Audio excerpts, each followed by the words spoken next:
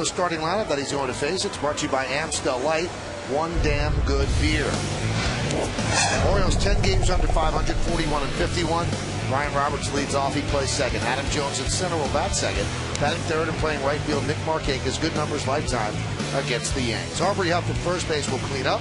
Batting fifth and DHing Luke Scott.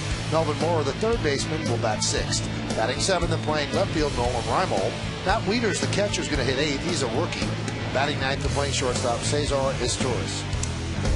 Sergio Mitre on the mound, 28-year-old right-hander. That's what he's been doing so far for AAA, Scranton Wilkes-Barre. And the first place, Scranton Wilkes-Barre Ball Club in the International League for the Yankees. And you can see the numbers. Let's take a look at the New York Yankees pitcher scouting report brought to you by Kia Motors. Kia, the power to surprise. Well, 2008, he missed all of the season while recovering from Tommy John surgery. He's got an excellent sinker. Most of his outs are recorded on ground balls when he's really pitching well. And the last one, well, that's Greg Maddox, soon to be a Hall of Famer, but Mitre might not have thought so. First at bat that Mitre ever had in the big leagues was against Greg Maddox. And the first pitch he ever saw, Mitre was with the Cubs. Mitre lined into center field for a base hit. So Mitre has a chance to take the number 5 spot. Chien-Ming Wang still on the disabled list, and right now no end in sight as he threw yesterday and still felt pain in the shoulder. So this is a great opportunity for Sergio Mitre. So Brian Roberts is ready. Sergio Mitre is ready. And we are ready here on Line 9. So let's do it here in the Bronx. And Mitre winds, kicks, and deals. Swung on and lined into left field, a base hit as we are underway. Cutting over is Johnny Damon, cuts the ball off in the gap, but not before Brian Roberts picks up his 32nd double of the year. Well, first pitch, and Roberts goes the other way. His 32nd double, you can see the ball sinking, but towards the middle of the plate. By the way, 32 doubles. This leads the American League. Roberts has been a doubles machine the last few years in an Orioles uniform, and splits the gap in left center field, and they're semi-off and running here in the first inning. Official 26-minute rain delay to start the game. There's a lot of rain in the forecast all week, so the Yankees certainly, with some makeup games backed up, are going to try to get through these games. Here's Adam Jones. And he swings and grounds it to second. He gets the job done as Roberts moves to third. One away. Let's take a look at the Yankee defense behind Sergio Mitre. You've already seen Damon out left, Melky Cabrera's in center, and Nick Swisher in right. In the infield, A-Rod's the DH today, so Ransom at third, Jeter at short, Cano at second, and Teixeira at first. Posada behind the plate. Mitre making his first start in the majors since late 2007.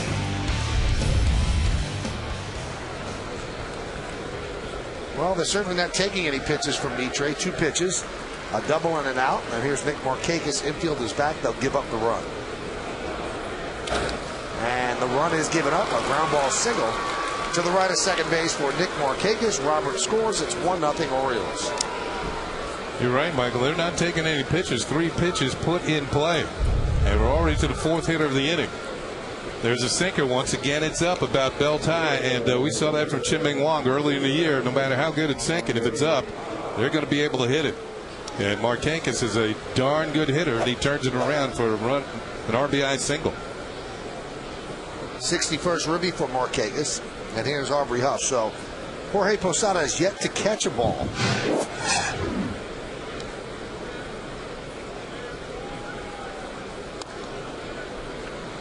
Whitey Ford once came out, pitched the game, and he threw 4 pitches, and it was a single, a double, a triple, a home run. And when Casey came out, met Yogi, said, well, what does he have? And he goes, I don't know, I haven't caught anything yet. The 1-0, 2-0.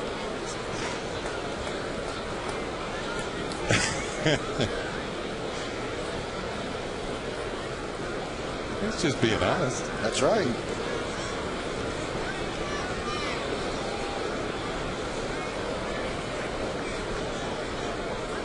The 2-0. 2-1. New York Yankees baseball is broadcast in Spanish. It's available by hitting the SAP button on your television.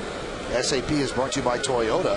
a smart way to keep moving forward. Yeah, Aubrey Huff had a swing as though he wanted to end this little bit of a drought that he's in, going for his 200th career home run. That one bounces away from Posada as Markakis moves to second. And it's going to be scored a wild pitch in the dirt. So a little bit of a rough start for Mitre here. He loses a chance at the conventional double play as the ball breaks off the glove of Posada.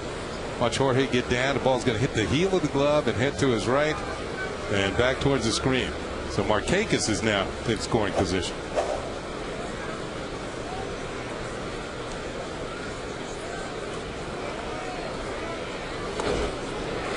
Now, when your moneymaker is your sinker, sometimes it's a problem if you're geeked up. And obviously, Mitre, who was out all of last year with Tommy John surgery, pitching in the big leagues in front of a big crowd at Yankee Stadium, sometimes a sinker, because you're so strong and so pumped up, goes up in the zone. Yeah, it elevates. And I think you saw a little bit of that last night from David Hernandez, the Orioles starter, who 35 pitches in the first inning. Right back to Mitre. And there's 2-away. Tonight's closed captioning is brought to you by your local Lexus dealers. Well, now it's 49 at-bats between home runs for Aubrey Huff.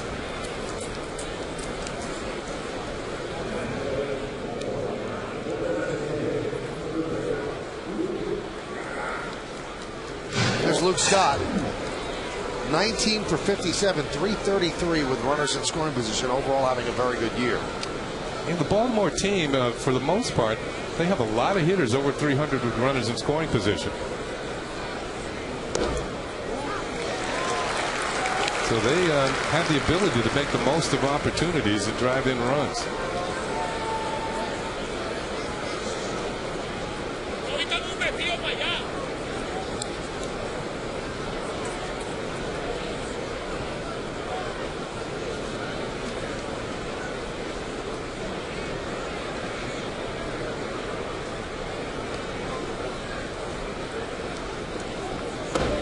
Next outside.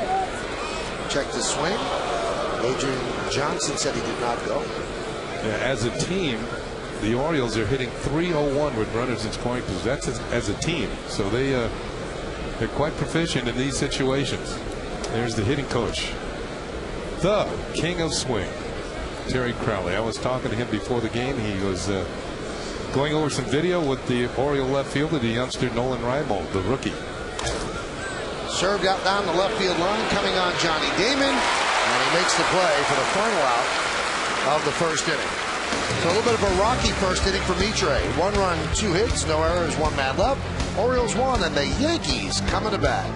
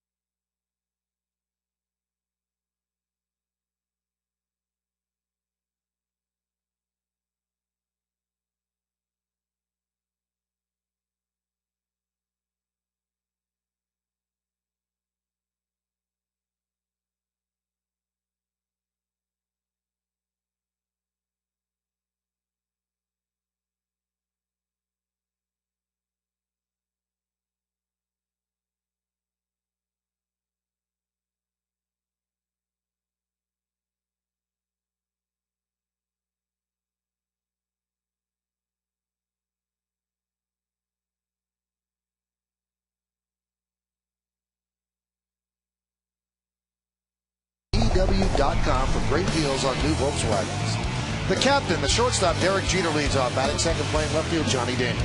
Mark Teixeira's at first base. He'll hit third. Cleaning up and DHing is Alex Rodriguez. The number 5 hitter, the catcher, Jorge Posada.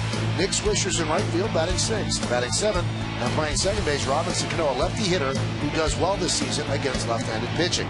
Melky Cabrera's in center field. He's going to bat 8th and batting 9th. And playing third base, Cody Ransom. 29-year-old left-hander Rich Hill making his first ever start against the New York Yankees. He did appear in relief against the Yankees when he was with the Cubs.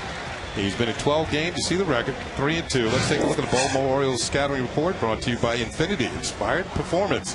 47% first pitch strikes. That's the lowest percentage of any pitcher, starting pitcher in the major leagues. Road to success. All 3 of his wins have come on the road. His last 9 2/3 innings, he's given up 12 runs. And Derek Jeter takes a strike from Rich Hill. He's allowed 6 or more runs in 3 of his last 4 starts, pitching to a 9.95 ERA. You see what Jeter's done to left-handed pitching this year, 440. That is the highest mark in the league. Now, Rich Hill's best pitch is probably his breaking ball. He throws it at various speeds, but he's got an erratic delivery, and that makes it tough to repeat his delivery from time to time. Driven out to right field and deep. Markakis back on the track. He leaps, and he makes the play. 1 away. So Jeter flirting with a home run to the short side here at the stadium, but Markakis ran it down at the wall. Well, heavy air at the stadium here tonight. I don't know if it had effect. Everybody's talking about the wind current to right field. Didn't happen on this particular fly ball as Markakis plays it, well, the way you're supposed to. Back to the wall, makes the leap. Was that Jeffrey Mayer right behind him? Look, right here. This young... Is this Tony Tarasco? Here's Johnny David outside. And Rich Garcia had to be somewhere over to the side.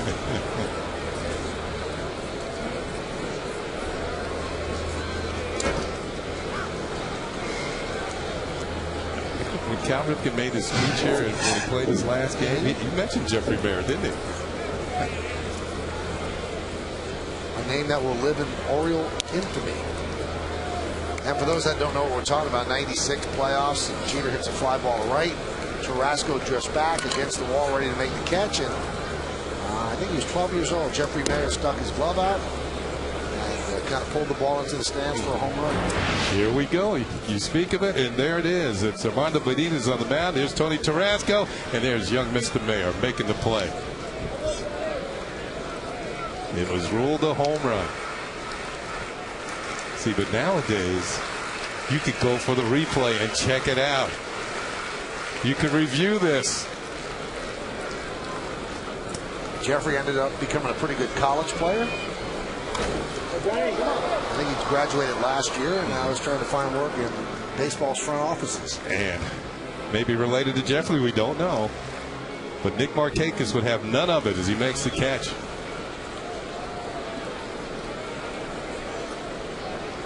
The 2-2. And the count 3-2. Young Mr. Mayer. Not tonight. Driven to left field. Reimold will make the play. 2 away. Up to 92. So Rich Hill has retired the first 2 Yankees. That's going to bring up Mark Teixeira.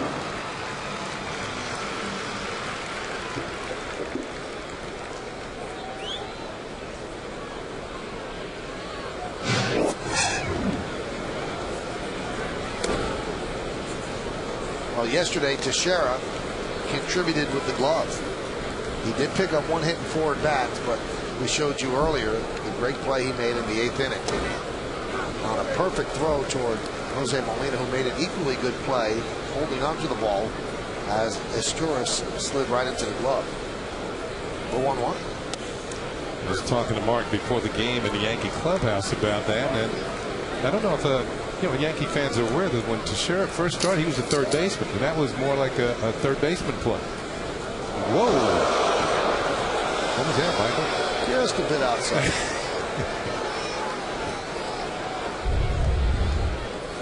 Well, here's the target. It's low and in.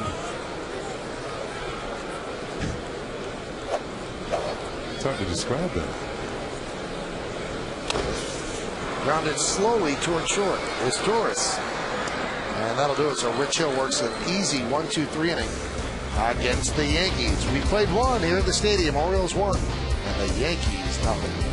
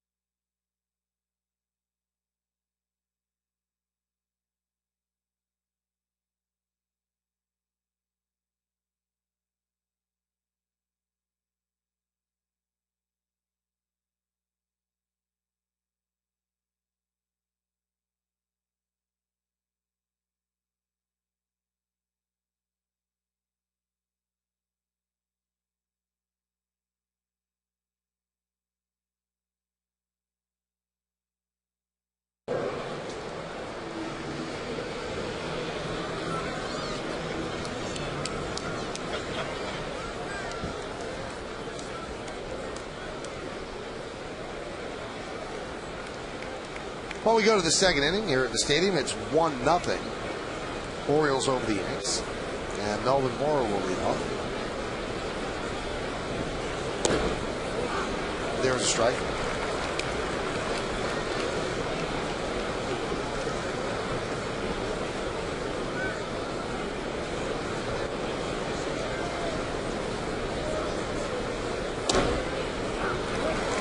Count 0-2. And Melvin Moore has been a fixture with Baltimore. This is his 10th year with the team, but as people think it might be his last year with the team. When Melvin first got to Baltimore, he was kind of a jack of all trades, played all different positions, came over from the Mets, where he finally settled in at third base. He's had some very good years. Hit 340 1 year, driven in 100 runs a couple of years. This year, some injury problems. He got 3 home runs and 24 runs batted in. Swing and a miss. More down on strikes. Hey, Yankee fans, here's your chance to take on Russ, brought to you by Toyota. Who do you think is the greatest Yankee catcher of all time? What do you think? Go to my9tv.com to blog or email us a video with your thoughts. It's Take on Russ, brought to you by Toyota, a smart way to keep moving forward. You've got Yogi, you've got Dickey, you've got Thurman, Elston Howard, Thurman Munson. Yeah. Jorge Posada. Yeah, he's amongst them.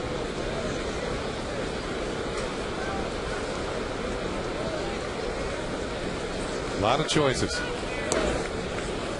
Now you asked when Rich Hill had that pitch way up and away to Mark Teixeira. I think I deciphered why he threw the pitch the way he did. Tell me. We'll show you. Okay. Even better. The 2-0. There's a strike. Watch this guy here clapping. He doesn't like it, and he aims right at him.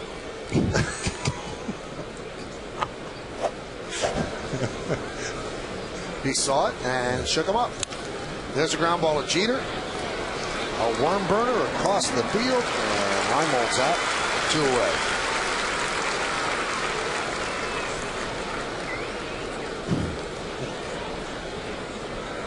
So 2 down, and that'll bring up Matt Wieters. How dare you cheer for the other team? Well, Mitri so far has gotten, let's see, 3 ground ball outs, a strikeout, and 1 lineout.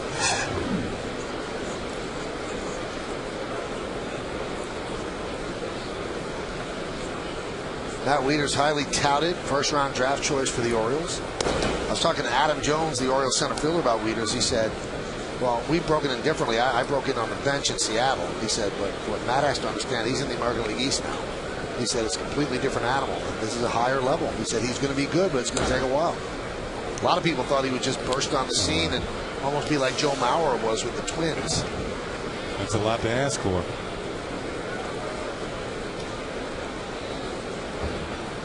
Two-0. Grounded and threw for base hit.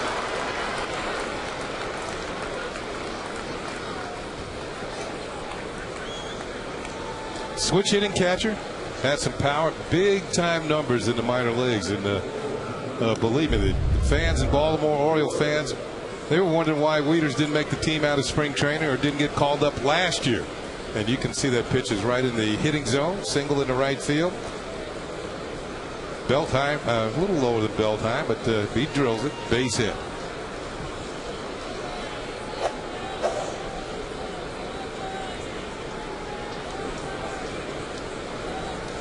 And the pitch to his Torres. Outside. Wieters at AAA this year hit .305, 5 homers and 30 ribbies before they called him up. Now last year, I believe he drove in 97 runs in the minor leagues and had close to 30 homers.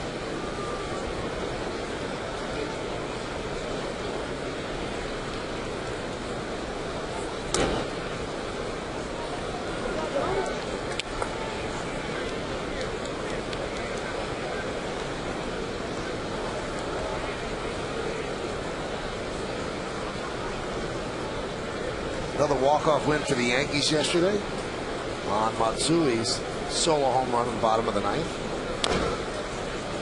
And when he rounded third, he tossed his helmet in the air. And he was asked after the game, why'd you do that? He said, well, I saw Posada and A-Rod telling me to do it. He goes, and I've always been brought up to just do as I'm told. I follow rules. Follow the rules. And he followed the rules.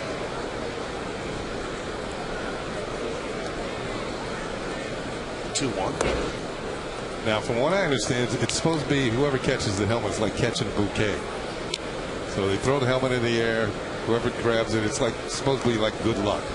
You'll hit the next walk-off or something. So Cabrera caught it yesterday. A-Rod had a hand on it, right, but Melky got it.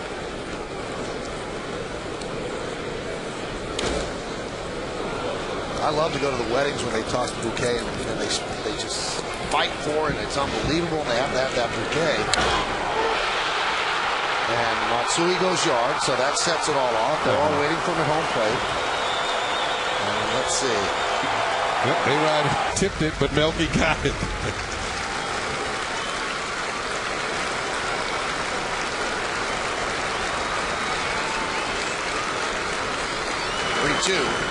Now, I'm told that after Melky caught it, A-Rod ripped it out of his hands. There's the bridal party waiting for the bouquet. Look, everybody wants it. Melky got it. And then A-Rod, look, does he rip it out of his hand? Yes.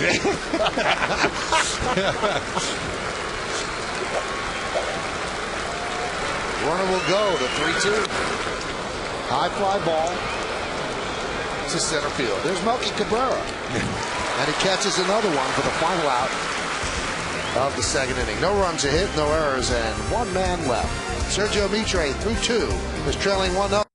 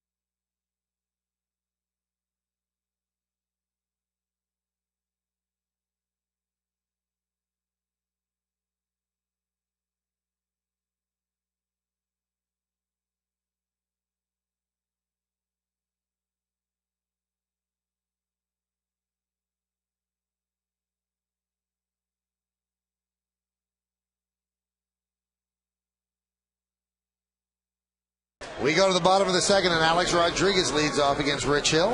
And the pitch is up and away, 1-0. 1-0.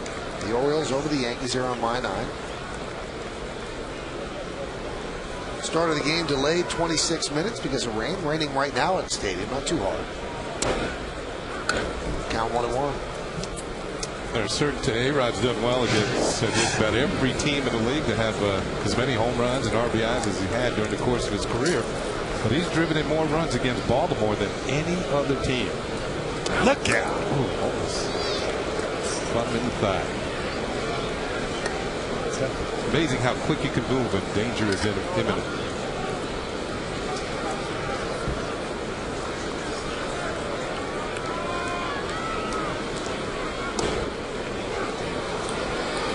Here's a look at that good curveball of Rich Hill's. You can see the rain coming. It's sort of like a mist right now, not really a hard rain. The 2-2. Yankees come into action tonight, tied for first place with the Boston Red Sox. Yankees have won their first 4 out of the box after the All-Star break, and the Red Sox have lost 3 out of 4. So the Yankees then made up that 3-game deficit, and there you have it. The Rays are 4.5 out, Blue Jays 9.5 out, and the Orioles 14 back. And the Blue Jays not only are 9.5 out, but they're trying to trade their best pitcher. Look out! My goodness. So A-Rod walks. He did not get hit by that pitch, so it is a walk. Everything but get hit by it.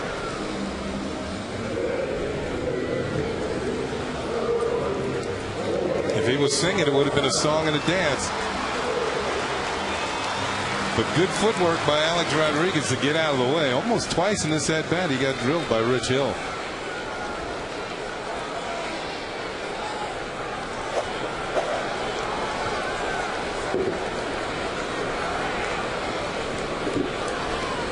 Here's Posada. Jorge had the night off last night. And he fouls out with that. As a right-handed batter, remember Jorge's a switch hitter, hitting .344 this year, .282 overall. And Michael, but you see his total of 11 home runs. The last 10 have been hit batting left-handed. Jorge has the distinction of hitting the first home run at the new Yankee Stadium, and he hit it batting right-handed against Cleveland. But since then, every time he's gone deep, it's been on the other side of the plate.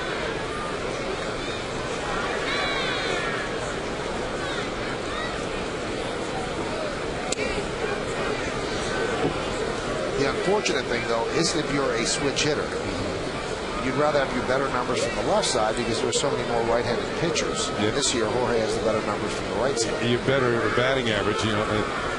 You still want to keep your power numbers of that 2.5 to 1 because that's about the at-bats you get. 2.5 more at-bats left-handed than right-handed. Well, Kenny was one of the best switch hitters the game's ever seen, and I would think, Kenny, that you almost have to work twice as hard as a guy who just bats from one side. You have to get 2 swings in order. Every day you have to make sure if you can go for a stretch without seeing a left-handed pitcher. So you have to make sure that every day you get some swings right-handed just to keep it going. Runner goes. Pitch is high. Throw to second. Not in time. A-Rod pitched a perfect pitch to steal on. High breaking ball. High breaking ball, got a great jump off Rich Hill. And A-Rod's now going to have 4 stolen bases without being caught. Got a great jump, went on first move, and a lollipop curveball out of the strike zone for a ball, and you can see the throw is way late. So it might have been a slow track, but A-Rod got a good jump. Now the tying run in scoring position for the Yanks. The 2-2. Another breaking ball upstairs. I told you Rich Hill will vary the speeds. He's got a harder breaking ball. He also has one he takes something off. He tried 2 in a row to Jorge Posada. Nick Swisher waits on deck. And Posada hits a high fly ball to right field. Markakis has a great arm. He catches, tagging his A-Rod, and the throw is offline. So Posada moves A-Rod over to third. Good situational hitting by Jorge Posada. You're right about Markakis' arm. He tries to get momentum moving towards third base. He leads the league in assists with 9, but too deep on this one as A-Rod moves to third, and he's there with 1 out. Takes a look. He's well aware that the Orioles, all 3 outfielders, have very strong throwing arms.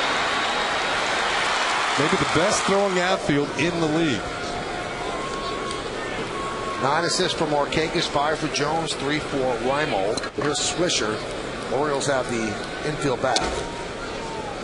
Along with Ken Singleton, I'm Michael Kay. You're watching Yankees baseball right here on My 9. Rainy Stadium, bottom of the 2nd inning. Orioles lead 1-0.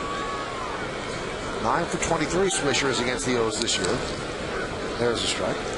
He's talking about the strong arms the Orioles outfielders have. They've thrown out 8 runners at the plate this year. Those 3 outfielders. It's a nice weapon for the pitchers. High fly ball, center field. Jones makes the catch. Tagging is Alex. And the throw is up the third baseline. So it's a sac fly for Swisher, and the game is tied at 1. The Yankees have scored a run without the benefit of a hit here in the 2nd inning. A walk, a stolen base, a fly ball moves Alex Rodriguez over to third. The fly ball hit by Jorge Posada. Then Nick Swisher delivers. Situational hitting at its best. You know, we've seen the Yankees score their runs the last few games on solo home runs. It's good to see them be able to build a run. To win a lot of ball games, you got to be able to score in various ways. And that's a premium right there when you score a run without a hit.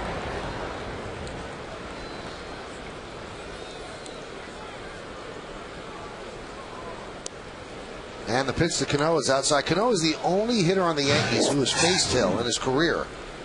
And he faced him once and he walked. Cano does not get neutralized by facing left-handed pitching, hitting .325 against lefties. And there's a strike. Now Swisher's sac fly, his 48th ribby. He's now gotten the run in from third with less than 2 outs 16 times in 25 chances.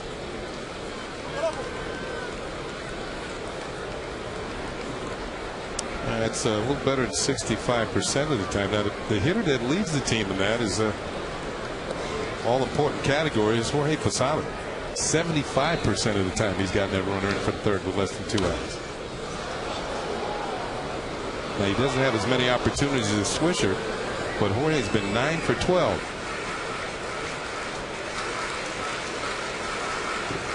Those are the best numbers against left-handed pitching. By left-handed batters. Yeah. As we mentioned, the top number against lefty pitching is the 440 for Jeter. And Cano swings and misses, and that'll do it. But the Yankees get a run. Small ball. No hits, no errors, nobody left on base. Walk, stolen base, and a sac fly. It's 1-1.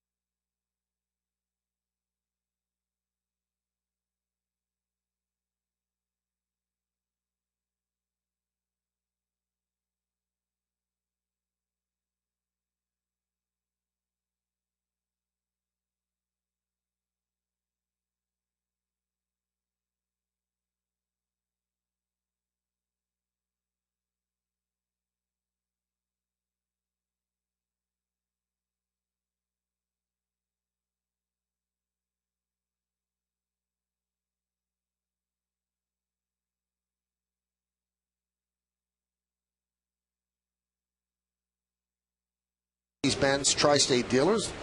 Angels beat the Royals, leading the Royals 8-5, bottom of the ninth in game one of a doubleheader. Cleveland and Toronto scoreless, bottom of the third. Boston and Texas just underway. Tampa Bay at the White Sox will start in about 5 minutes. In the National League, 4-0 Atlanta over San Francisco, top four. Mets in the National scoreless, bottom of the fourth. Cubs and the Phillies 1-1, top of the fourth. Phillies do nothing but win. And Pittsburgh and Milwaukee scoreless. They won how many in a row? 8? 9, I believe. 9?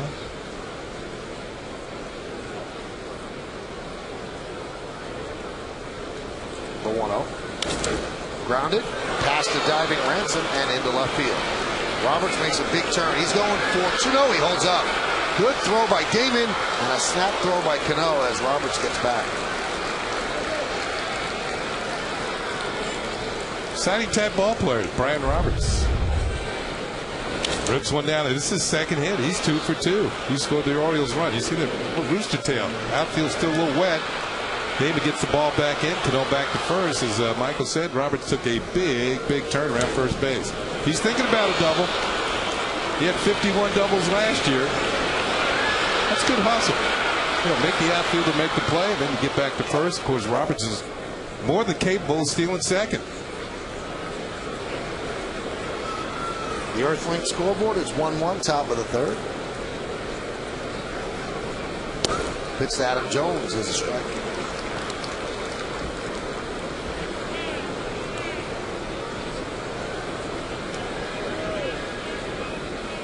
Adam had high praise when I spoke to him today for the hitting coach Terry Crowley in fixing his swing. I was talking with Joe Girardi on Sunday, Kenny, and he said the thing that amazed him about Jones, when they saw him at the beginning of the year last year, he said his swing was so long. He goes, and we felt that there were ways to pitch to him. He said, then when we saw him at the end of the year, he had shortened the swing, and that takes so much work, especially for a young guy to do it.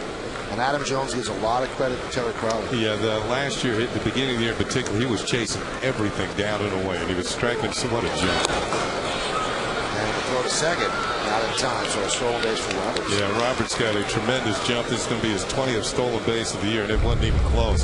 In fact, if Mitre had thrown over, he would have picked him off. Got a running start, and Posada cannot make up the time. Well, anyway, with Adam Jones, as we look one more time at Posada trying to make up the time, and no chance whatsoever. Jones was chasing a lot of breaking balls down and away from right-handed pitchers. There's a lot of real estate on the uniform of Brian Roberts, but he got out of that habit. One thing Terry Crowley said about Adam Jones, very intelligent young player.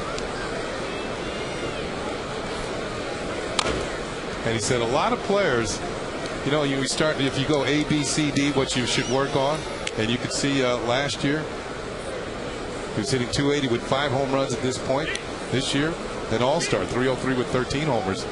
He said that sometimes you go A, B, C, D, and by the time you got to D with some players, they've forgotten A. And you have to start all over again and start working on things. He said with Adam Jones, he would never have to go back. He would work on certain things. He would improve on that, never have to be reminded of it again. And that's how he improved as a hitter during the course of the year. Terry Crowley, one of the best hitting coaches in the game. From Staten Island, by the way. Roberts was too far off second. Mitre tries to pick him off and throws it into center field. Looked like Roberts was ready to go for third, and that's when Mitre stepped off and threw wildly. You know, and I think an accurate throw might have had a chance. It was Cano's got Mitre's attention there, and the ball is thrown into dirt, and Roberts is going to get the third anyway. No, that wasn't a bad throw. It was off his glove. Did it bounce? No, I don't think it did. Well, then it was Cano who came up short. Yep. And Roberts moves over to third. The error is charged to the pitcher. They might want to look at this again. Right there. Yeah, right there, Cano, and hit off his glove.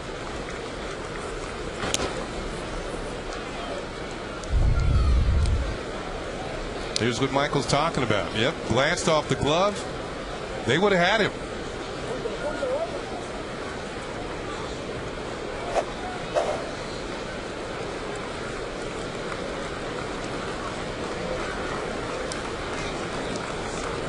Infield is back.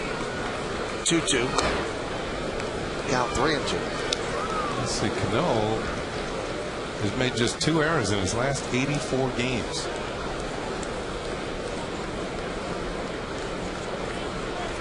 As of now, that is intact.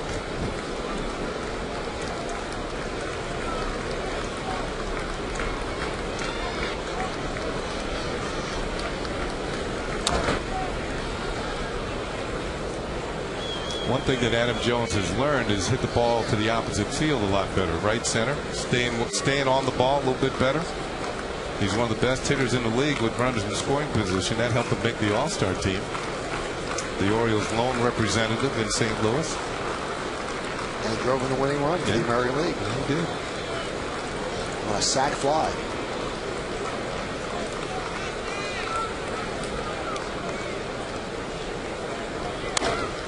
That'll get a run in. Ground ball to Jeter.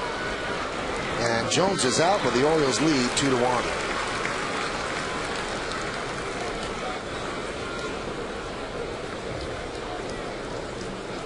Tonight's Smile of the Game is brought to you by McDonald's. Satisfy your burger craving with a big beefy taste of McDonald's double cheeseburger.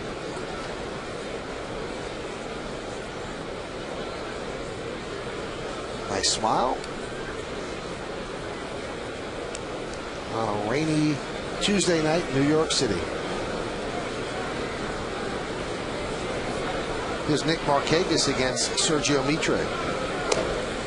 Pitch outside. Mitre actually pitched for Joe Girardi with the Marlins in '06, and when Joe was a manager in Florida.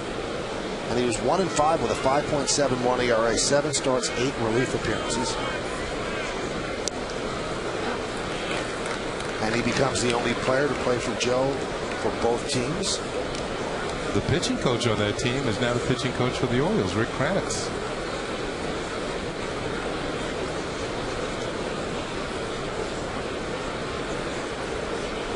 One strike.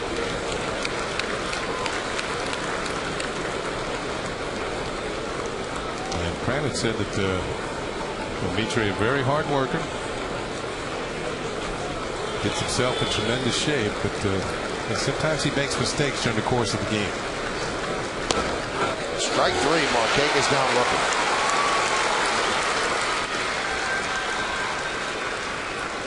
This is a good sinker. This one's going to dive back towards the corner. Markakis gives up on it. Good movement on that fastball, and he is caught looking.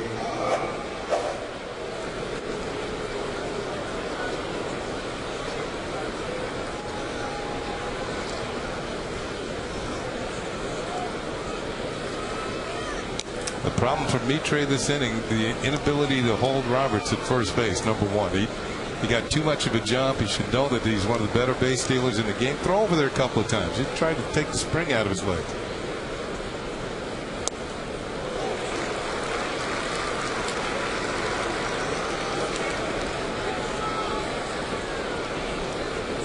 Huff grounded back to the mound in the first inning.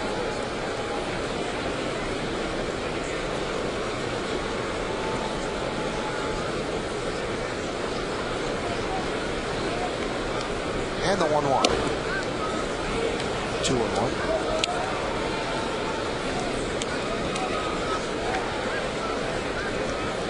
And quite a drought for Huff. 49 at bats without a home run, sitting on 199. Kenny, I have bad news for you. Tell me. Yankees did something they've never before done in franchise history. Win 3 straight 2-1 games. That is now impossible. The Orioles have scored 2 runs.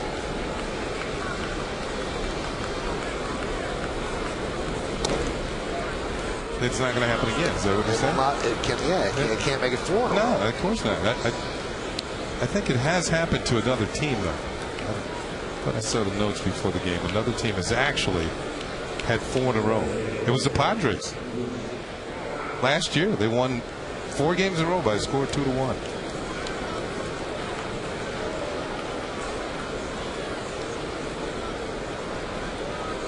Here's Luke Scott.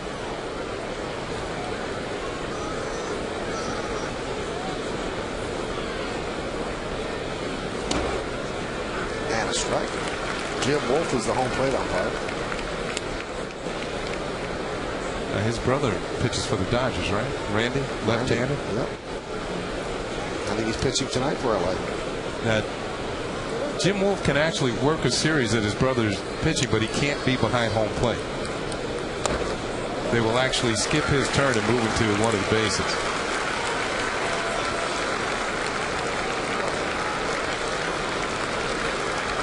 Just to avoid any hint of impropriety. But you know what? If you have a hint of impropriety, then it shouldn't be on the umpiring crew of any series that he pitches. Sometimes it's worked out that way, though. You either trust him or you don't. The 0-2. Blocked by Posada. Good stop by Jorge. Keep Huff at first. Let's see. He does throw a splitter, and this looks like the grip right there. Well, that may be a changeup. Yeah, it's a changeup. And Posada keeping the ball in front of him and keeping Huff at first base.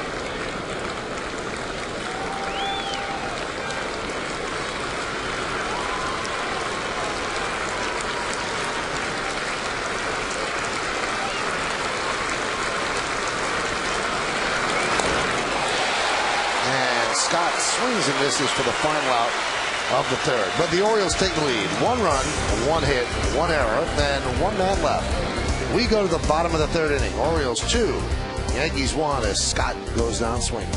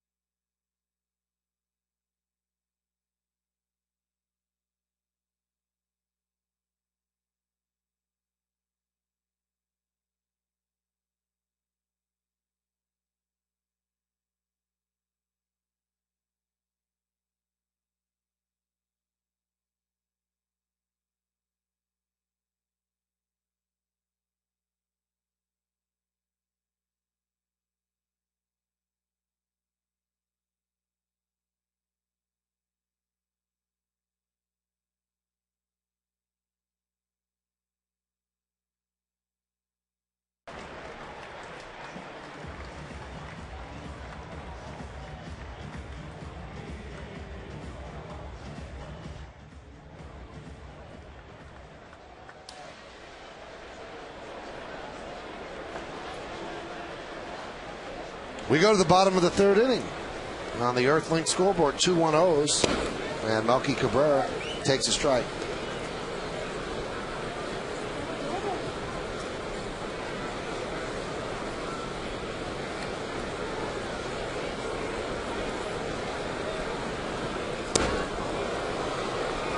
Count 0-2.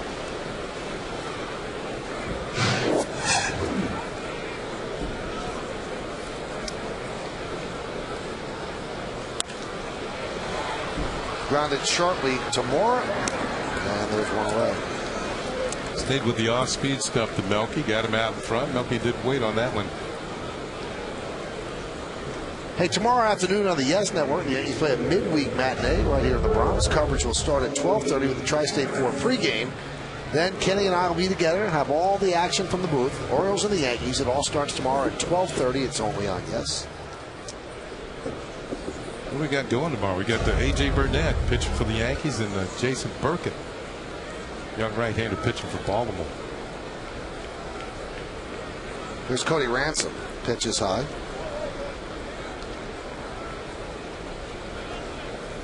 Well, birthday celebration for the Yankees today. Did you know that?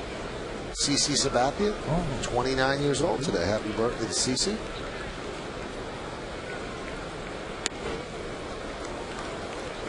See, we were talking about You see CC, you know how he repeats his delivery. Rich Hill, a little herky-jerky out there. You can see how he leans back and has to force his way back over the top to get the ball down. And that's just the way he throws the ball. And Andy Pettit has a little bit of that, but Andy is able to force it through and get the ball down in the zone. You notice when Hill misses, most of the time it's up and away, particularly with his fastball.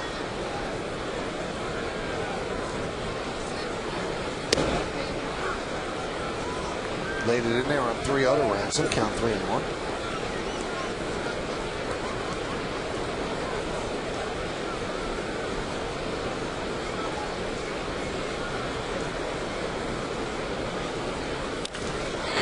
High fly ball down the left field line. Pitcher's in Ransom's danger zone, just about middle, or just middle and out over the plate. He's very quick on those particular pitches. See what Hill does here. Cody made a good pass at that one. 3-2.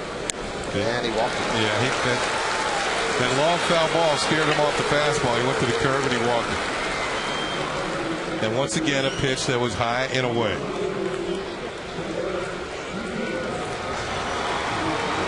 That's going to bring up Derek Jeter. Jeter flied out to the wall in the first inning. In right field.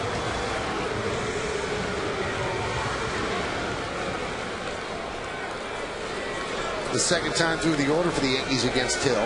Hill holds opponents to a .226 batting average first pass. After that, .339. So this will be Jeter's second look. And he looks at a strike.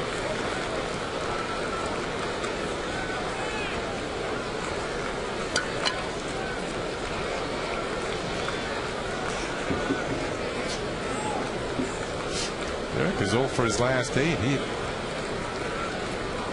was on a hot streak before that.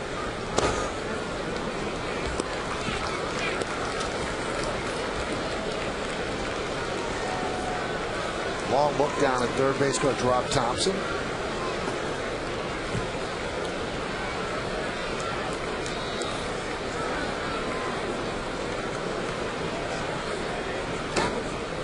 Good stop by Wieters. Now Rich Hill, even though he's left-handed, does not have a good move to first base.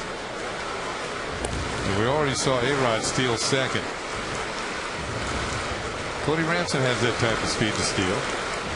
Got a rookie catcher behind the plate.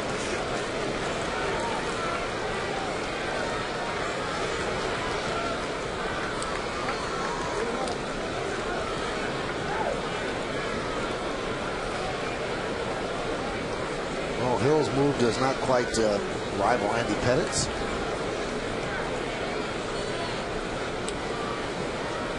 Andy pitched a heck of a game last night. Didn't get the decision. 7 1/3 innings, just the 1 run. Gave up a home run to Nick Markakis in the first inning, and then shut it down from there. I think that was his best outing at the stadium this year. Last night, just the Yankees didn't get the runs in time for Andy to get a win. Runner goes. And the hit and run was on. Perfectly executed, a base hit for Jeter as Ransom moves to third. So Ransom was going, and as Torres went to cover, couldn't get back in time for the ground ball. That's first hit for the Yankees. And not only does the second baseman was covering, but the shortstop has to come over and try and back it up in case there's a throw. And you can see Wieters attempted to make the catch of the ball that never got to him. And as Torres tried to reverse the edges and get back to his right, couldn't do it. Ransom on home, sees that he has an easy chance to move to third base. And the Yankees are in business here. That was their first hit of the night. It's sometimes it's not really a hit and run. You think it is, but the runner is going for a steal. And Jeter's quick enough to pick up and see who's going. Jeter's going. And the throw not in time. So a stolen base for Jeter as Ransom stayed anchored. Part of the scouting report, Hill does not have a good move to first base for a lefty. First move, Jeter's off and running. Stolen base number 18. Effectively taking away the ground ball double play off the bat of Damon. Damon takes a pitch for a strike to throw to seconds in the dirt. Good stop by his Torres. But now it's second and third with 1 out. And you were definitely right about the hit and run. It was more of a run and hit with Ransom, because he was going and Jeter just swung the bat. And for some reason, with Roberts covering, his Torres did take a step towards second when he should have stayed anchored. Damon is 9 for 13 and getting the runner in from third with less than 2 outs. That's 69%. Off-speed pitch, and he's way out in front. 1-2. A good slow curveball, and you're not really looking for the home run here. You're looking for the ground ball to shorter second is going to get a run home.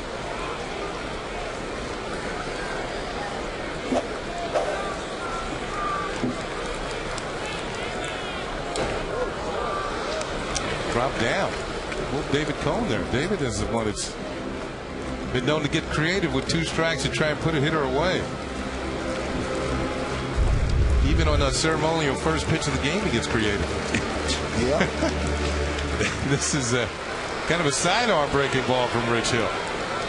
New look for Johnny Damon, and Johnny just supposed got a piece of it. And that one is popped up to shallow center. It'll be tough to score on this one. Jones makes the catch, and Ransom just bluffed. So Damon does not get the runner in. Steady diet of off-speed breaking balls, and Johnny again was out in front and couldn't really drive the ball. About 4 breaking balls in a row to Johnny Damon. We told you that Hill's best pitch is his breaking ball, and he used it almost exclusively to Johnny Damon.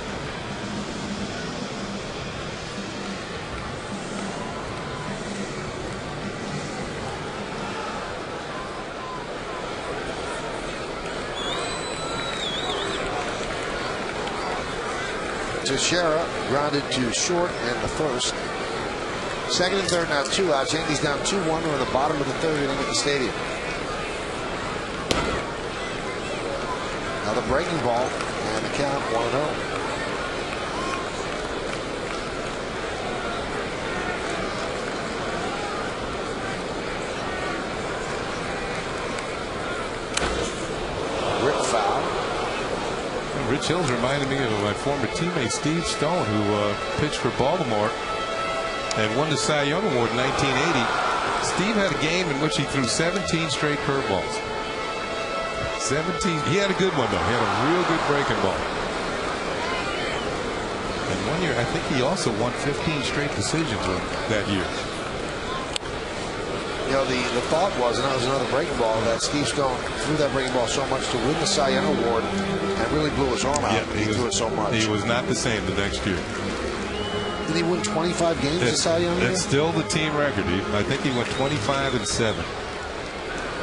Pretty impressive to get 32 decisions, too.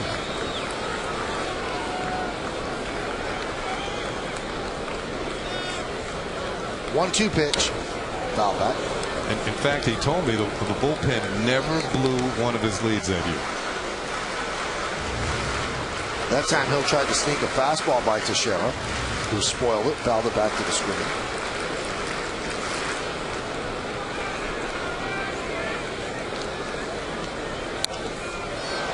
Popped up. Right side and out of play.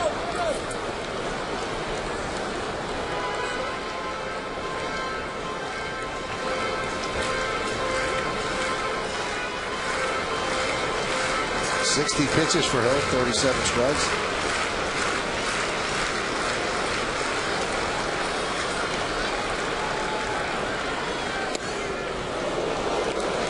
Two and two.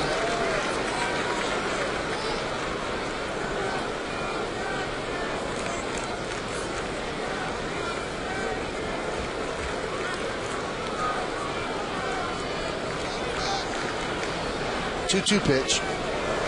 Nice block there by Wieters. Wieters long and tall, about 6'5", so he has a good wingspan to come up with pitches that are in the dirt and almost behind Teixeira. Good glove work on that one. Nice shift at the feet. Think back to the really tall catchers of days gone by, and in particular Carlton Fisk. Teixeira walks, and now Hill will have to deal with the cleanup hitter, Alex Rodriguez.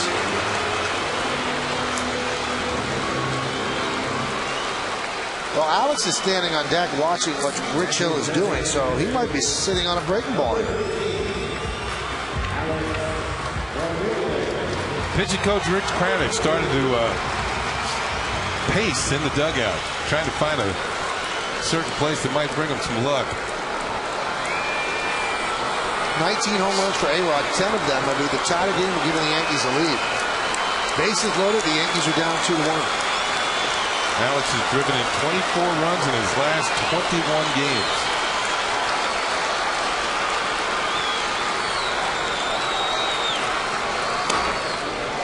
And Hill starts him off with a fastball inside. On base percentage of about 400, hitting .250.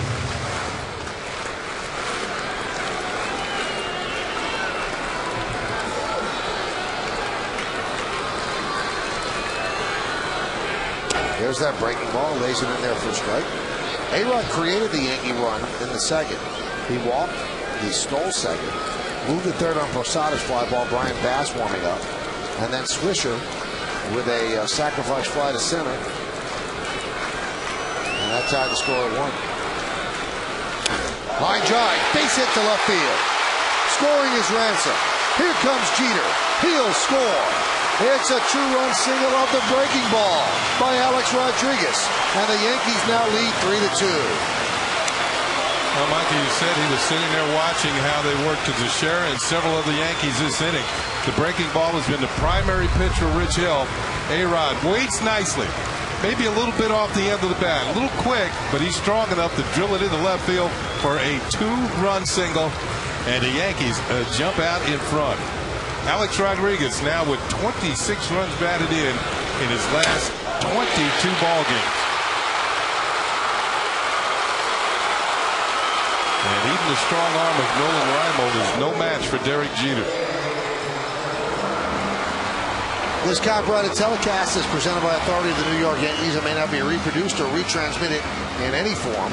The accounts and descriptions of this game may not be disseminated without the express written consent of the aforementioned New York Yankees. And here come the Yankees. I like that. And the pitch to Posada. It was inside. That was the 30th pitch of the inning. It's obviously an emergency. A-Rod's 2-run single. That's his 15th go-ahead hit of the season. And the 0-1. 0-2. You know, there's no switch on that. It's all telepathic. Really? Yeah, just all fired up.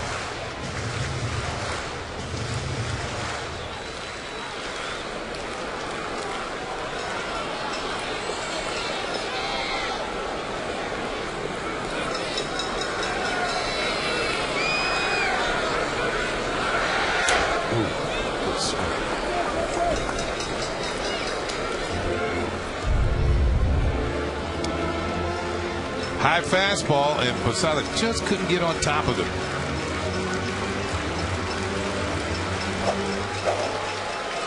Stadium's starting to get fired up.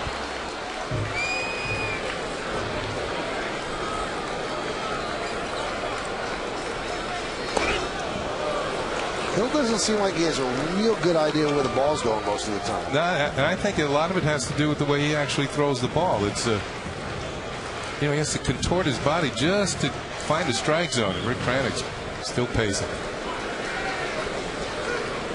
They have seen this before. Hill's got an ERA of 6.92 coming in.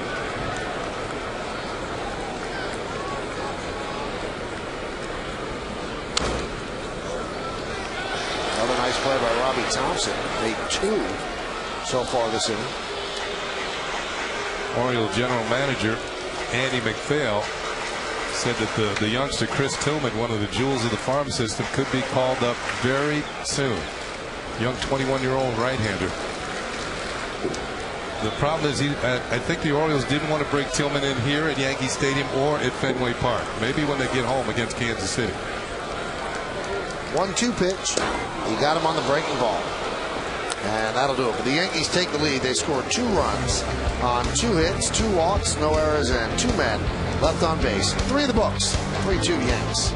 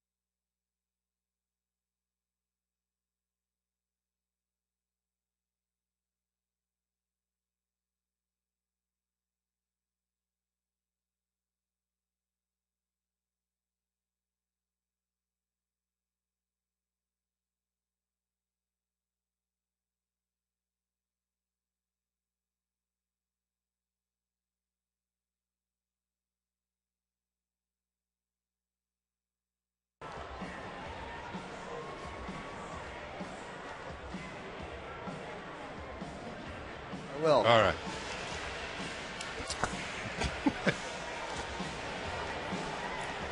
Hey, it's time for the Jeep trivia question. Jeep, have fun out there. On this date in 06, Alex Rodriguez hit his 450th career home run, which was also his 2000th career hit. Off which pitcher did he accomplish this? I was there. I have no idea. I was there, and I remember. You do? Yeah. All right. He's here tonight. Interesting. Mm-hmm.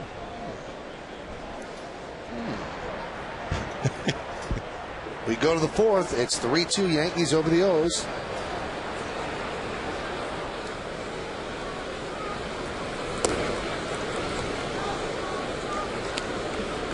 Count 1-0.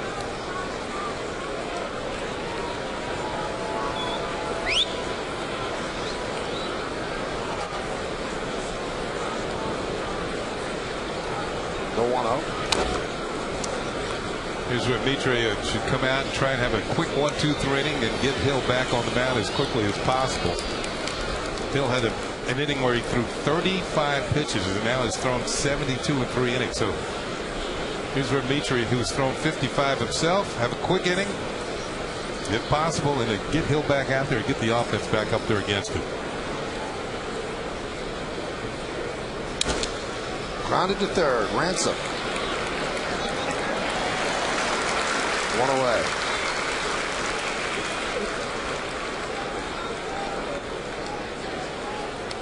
Michael, you think this is somewhat of an audition for Mitre? If he pitches well, he gets another start? I think he's going to get another start no matter what, but okay. I think he has an opportunity to make this job his. Because right now, the only other alternative in AAA is Kagawa. I think the Yankees would be somewhat reluctant to bring him up, although he's pitched well for Scranton Wilkes-Barre. Ian Kennedy had the surgery for the aneurysm, so he's not available. They want Mitre to do well. If Mitre doesn't do well, he's got another start before they have to worry about the trade deadline, which is next Friday. You mentioned Kagawa. He's 7-3 with a 3.70 earned run average. Scranton Wilkes-Barre in first place by 4 games in the North Division in the International League. So they got a pretty good season going down in AAA. A 1-1. 2-1. Yeah, Raimel was Rookie of the Month last year for the month of June. Last month for the month of June, hit 320. This month, not quite as good, hitting 180 here in July. That's why he was looking at the video today. Fly ball, shallow center. Cabrera puts it away, 2 down. Trying to get himself back on track.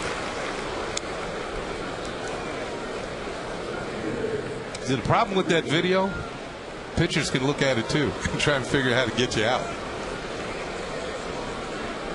Did you have any video when you were playing? Yeah, we had some towards the end of my career, but you know, for me, it was just something to emphasize the positive. I always wanted to look at video of myself doing well instead of punching out against pitchers. You know, trying to figure out what was going wrong. I wanted to see what was going right and try and get that in. Hold on. Watch your step.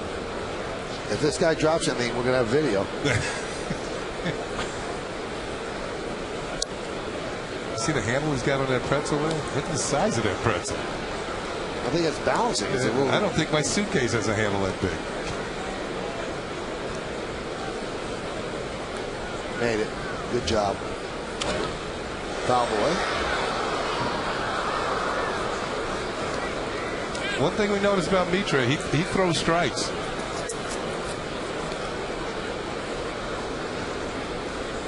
Can you get yourself some shoes like this, Michael? I could.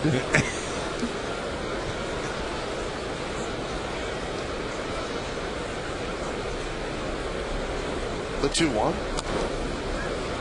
2-1-2. You could, but you wouldn't. I don't think that that would work in size 13.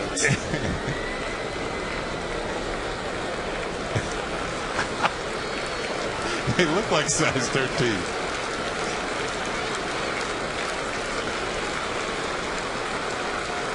Yankees lead 3-2 in the top of the 4th. And the 2-2 from Mitre. Grounded to first. Teixeira flips to Mitre. And a 1-2-3 inning. He did it on 12 pitches, which is exactly what the doctor ordered, making Rich Hill come back out on the hill in a hurry. We go to the bottom of the fourth. 3.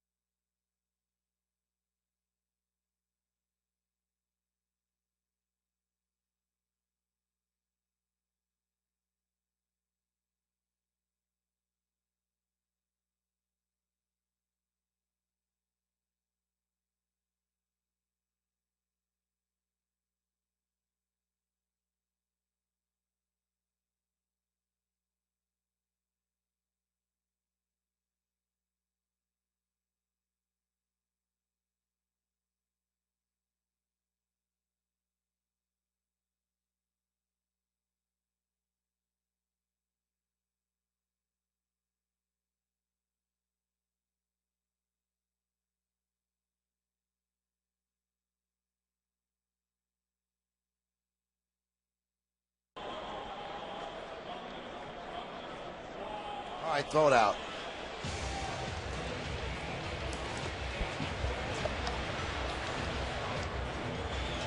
Let's take a look at the Jeep trivia question. On this day in 06, A-Rod hit his 450th home run, which was also his 2,000th career hit. Off which pitcher did he accomplish this? And the answer is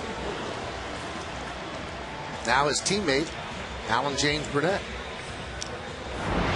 Let's look back. That's a long home run, too. Looked like a slider middle of the plate.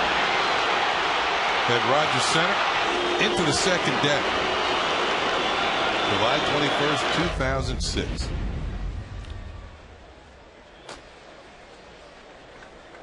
We go to the bottom of the fourth. Here's Nick Swisher. Sac fly, his first time up. You ever notice, Michael, that the Yankees have had a great history? It seems like every day of the season there's something that somebody somewhere along the line had a milestone or did something for the Yankees. Absolutely.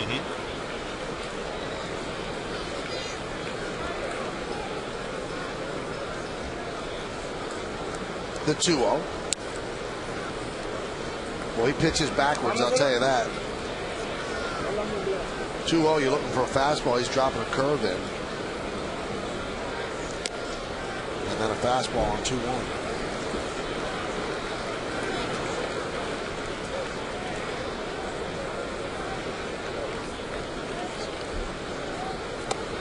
And Swisher works a walk.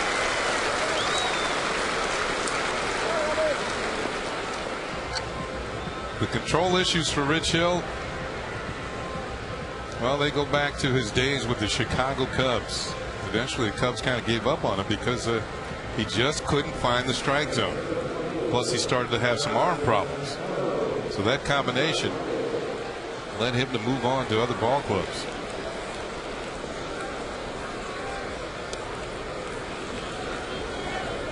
Here's Cano. He struck out in the second.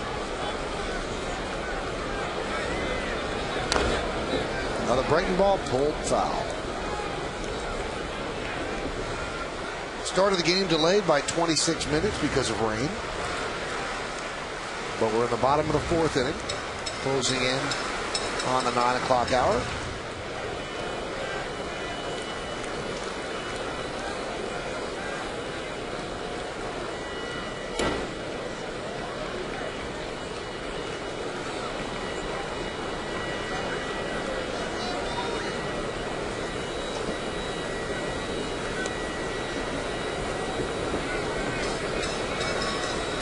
Cano so far on the second half homestand 3 for 14. 9 for his last 29 as they try to keep Nick Swisher close. Yankees look like they want to run on Swisher or not on Swisher, on Hill and Wieters.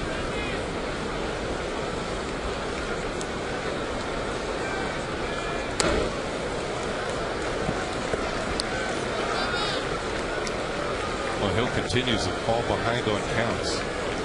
You know, that helps set up running situations, but in a way it's tough for Joe Girardi to put a hit and run on, because you're looking for a pitcher who's behind on the count and is capable of throwing a strike that your hitter can put in play.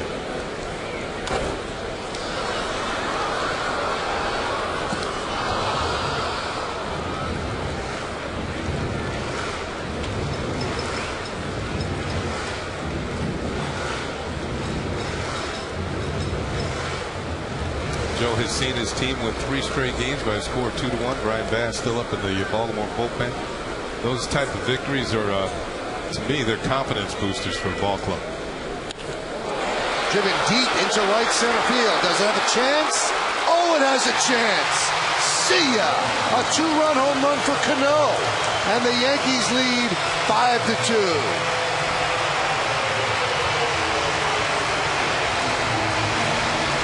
That's Cano's first home run since July 3rd, 57 at-bats ago. And it's his 14th of the year, which ties his total from all of last year.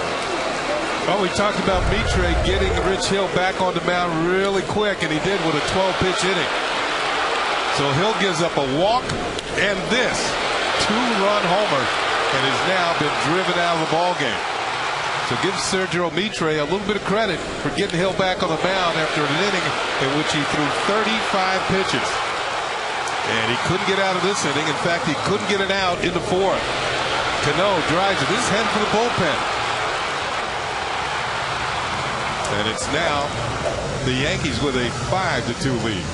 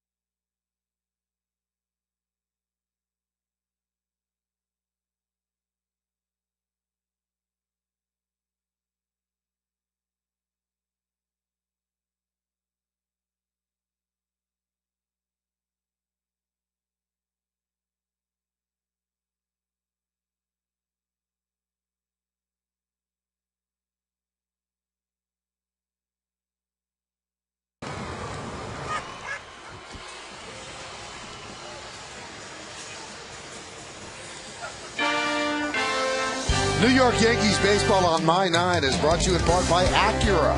Acura Advance. Men's Warehouse. You're going to like the way you look. And by Toshiba, the laptop expert.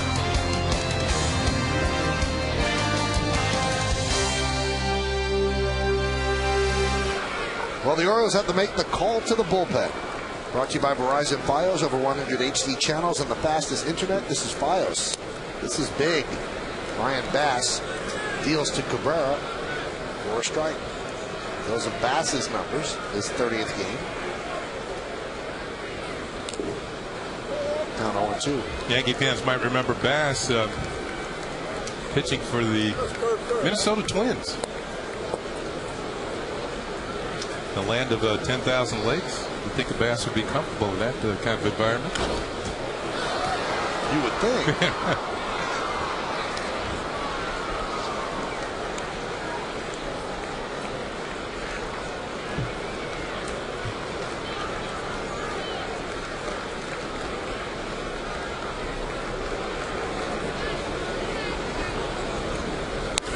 Line drive down the right field line. It's a foul ball.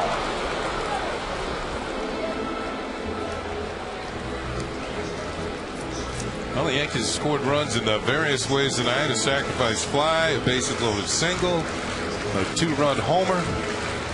Rich Hill, there's his numbers, 3+ innings, 3 hits, only 3 hits, but 5 runs of 4 walks did him in. Grounded to first. Huff is there. Steps on the bag. 1 away. Hey, Friday night, My 9 delivers the most action-packed night on television with WWE SmackDown. Will CM Punk put Jeff Hardy's championship dreams to sleep?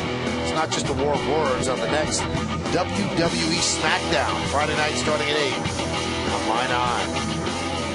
CM Punk.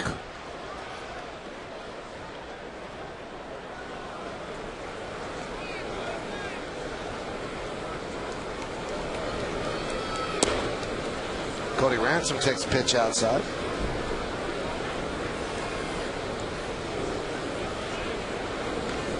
Ransom walked and scored in the 3rd inning.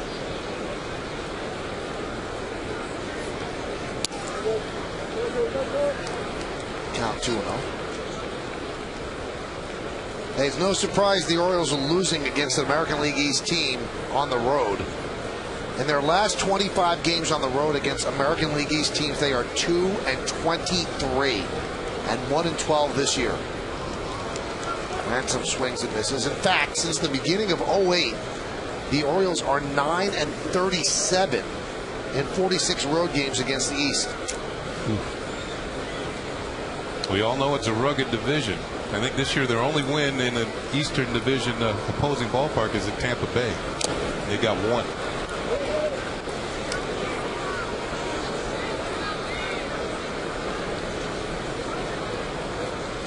They're 1-1 at Tropicana Field. Speaking of the Red Sox, American League East team, Texas leads them 2-0, bottom of the 3rd inning. Yankees and the Red Sox are tied atop the AL East.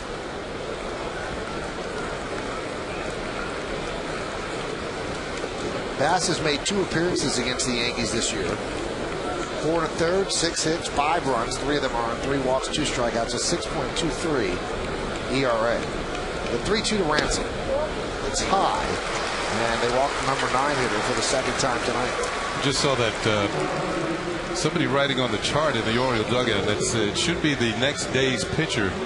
That would be Jason Burke. Now he keeps track of all the pitches, keeps track of where they are hit, balls, strikes, which pitches were thrown, and they keep a chart of that, and they keep it.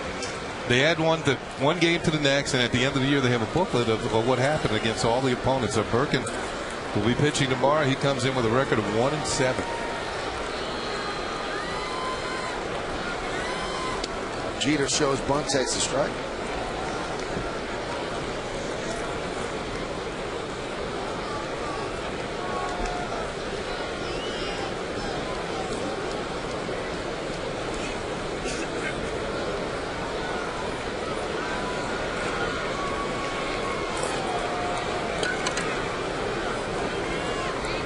Goes.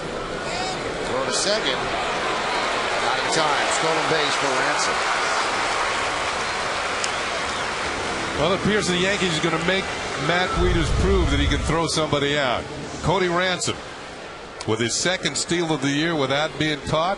There's a headlong dive, the tag by Brian Roberts, but not in time. Pitch is low and in. Pretty tough pitch to throw on. Wieters is fairly accurate with it, but that's the Yankees' 3rd stolen base tonight. Yeah, you only got a halfway look at what happened down at second base.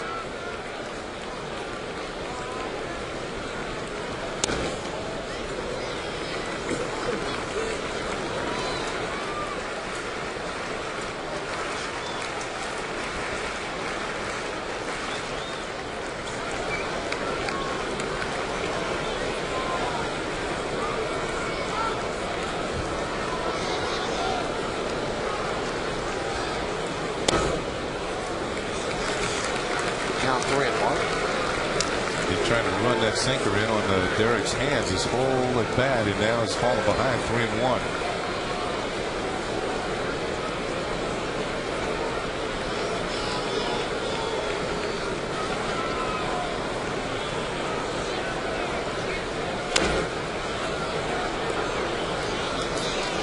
Tell you what, you don't have to look far to know who's stolen a base tonight. Derek Jeter stolen one. Dirt on the uniform. Cody Ransom out at second. A-Rod? A-Rod's got one.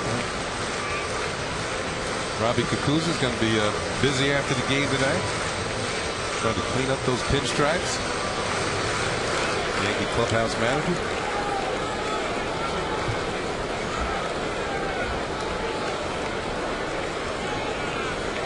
Quick turnaround. Afternoon game tomorrow. Certain players want to wear that same set of uniform the next day. Especially when you're going well. And Jeter works a walk. Oriole pitchers have handed out 6 walks tonight. And this year there's been a big improvement in that department for Baltimore. I think the last couple of years they led the league in walks. But this year not quite as many. But they have given up quite a few more home runs than they have hit. They've allowed 21 more home runs than they've hit this season. That's the worst differential for any team in the American League. Make it 22 now with Cano's home run.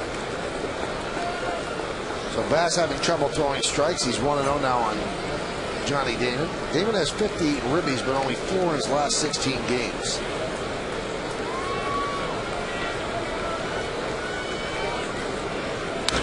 That one is driven deep to right field. Giving Chase Markakis. He's going to play it off the wall. Scoring is Ransom. Jeter moves to third. It's an RBI single for Johnny Damon. And the Yankees lead 6-2.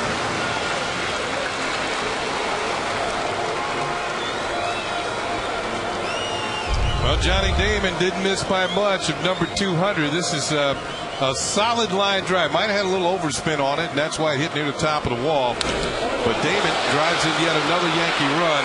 And following a walk, Bass comes in with a pitch that's almost right down the middle. Good play by Markakis to get the ball in quickly to hold Damon at first base. But the Yankees will add their 3rd run of the inning, and they are still threatening. Here's Teixeira. Spins around to the right side, or the left side against the righty Bass, and takes a strike.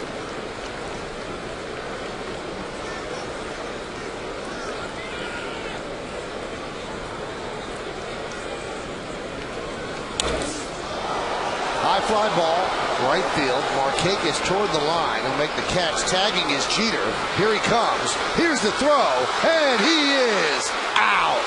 The 10th outfield assist for Nick Markakis as he guns down Derek Jeter, and Derek comes up limping just a bit as he heads to the Yankee dugout.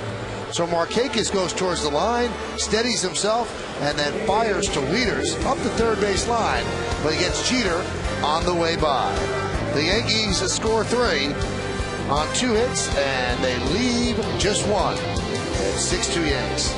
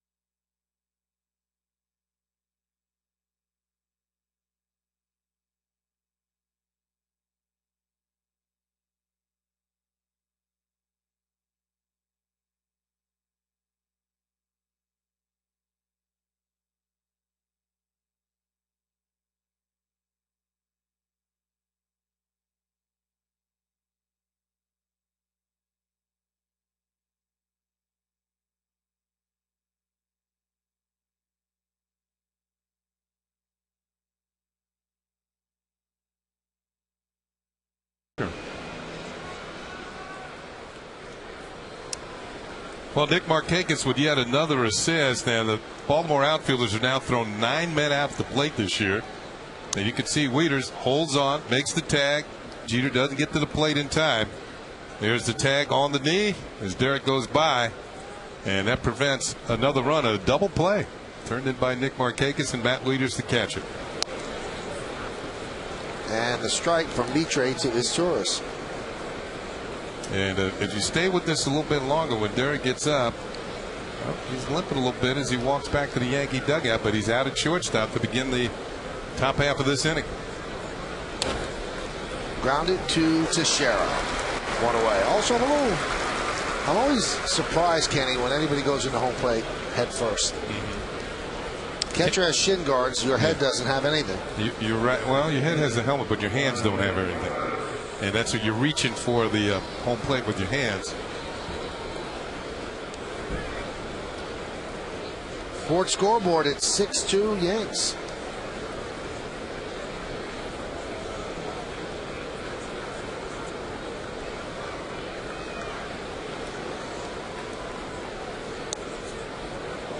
And the pitch to Roberts is a strike. So Mitre has a chance to ring up a victory if he can give the Yankees a couple more innings.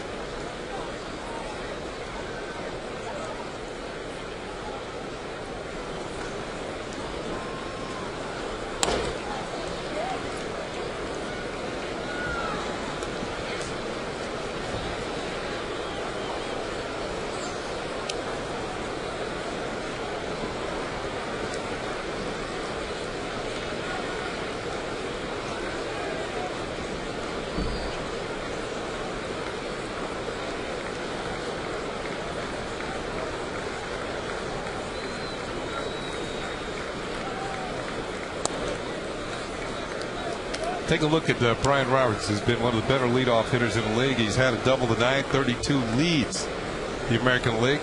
2008, he had a career high 51 doubles. He has a shot at that this year, and 69 runs scored.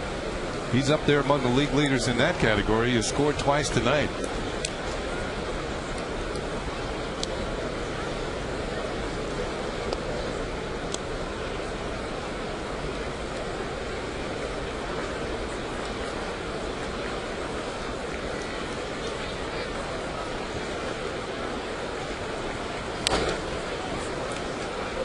Still 2-2 to Roberts.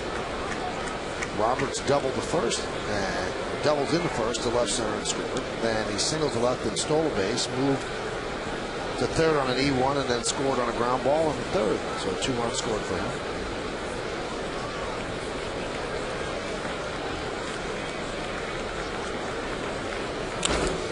And looks like he's got himself another hit as he dunks it into right center field. Nick Swisher comes up throwing, and Brian Roberts is 3 for 3.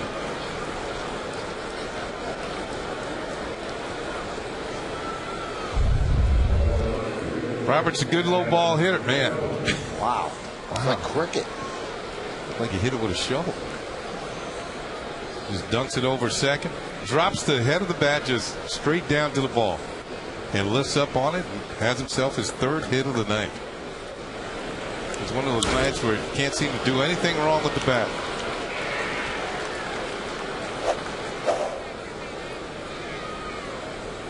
Here's Adam Jones.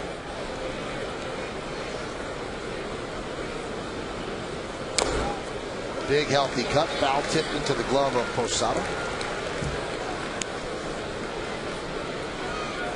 So Mitre so far this year, you see his pitches by inning 74 total, 1-0, 1.93. 2 starts at Tampa, that's A ball for the Yankees, and he was 3-1 with a 2.40 in 7 starts at Scranton Wilkes-Barre, their AAA affiliate. Last year, missed with Tommy John surgery. The breakdown on Mitre's outs: ground out 7, strikeouts 3, flyouts 3. Jones has 2 of those 7 ground outs.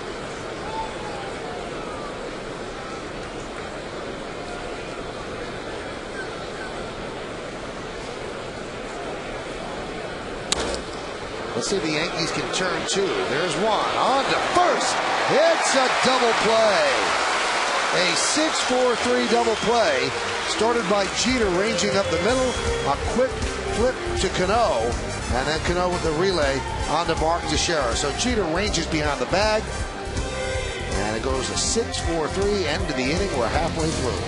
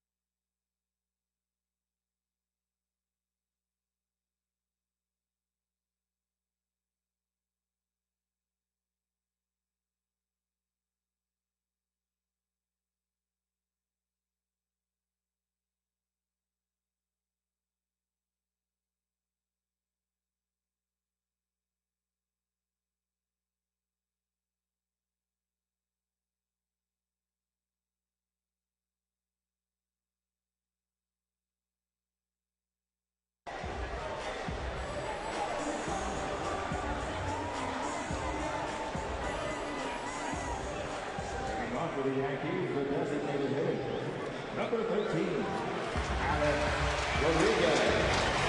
Number 13.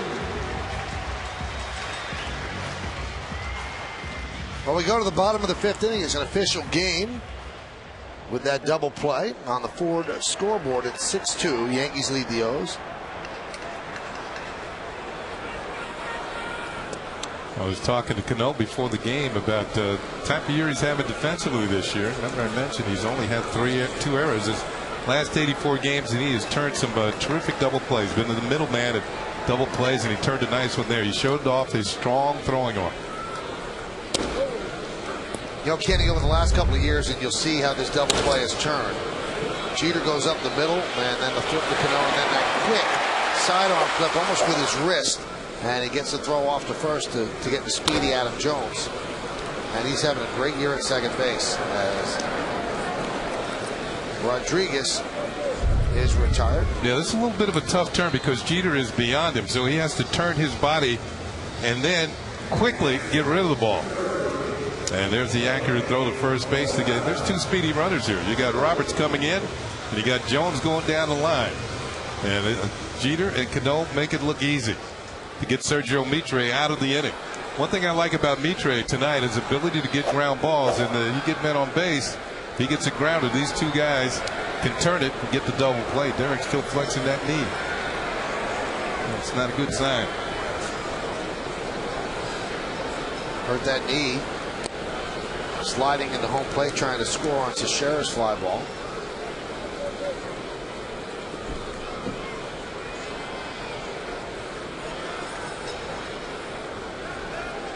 Anyway, I was talking about Jeter when over the last couple of years, they've tried to quantify defensive prowess. All the sabermetricians and a lot of the numbers that come out, Jeter doesn't have a lot of range and short. But I've watched him this year, Kenny. I know you have as well. And I think that he has moved to his left better than he has in many, many years. I think he's having a really good year at shortstop. Yeah, we've seen that play behind second in the 360 throw to first several times. And I think last year, the injury when he pulled the quad, I think that not only hurt him offensively, but it hurt him defensively too. Cut down on that range. Strike 3, Posada down looking. So Brian Bass has retired the first 2. Hey, weeknights, watch My 9 News at a new time. It's 11 p.m. Join Brenda Blackman, Harry Martin, and the Emmy Award-winning Unit 9 at 11 p.m. My 9 News at 11 weeknights following the Wendy Williams Show. I mean, we get back to Derek for a second here. He's already stolen 18 bases this year. What did he have last year? About 10 or 11?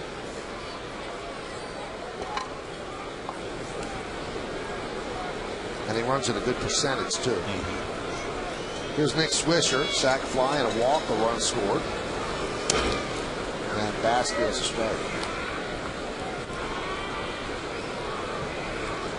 Had 11 stolen bases last year.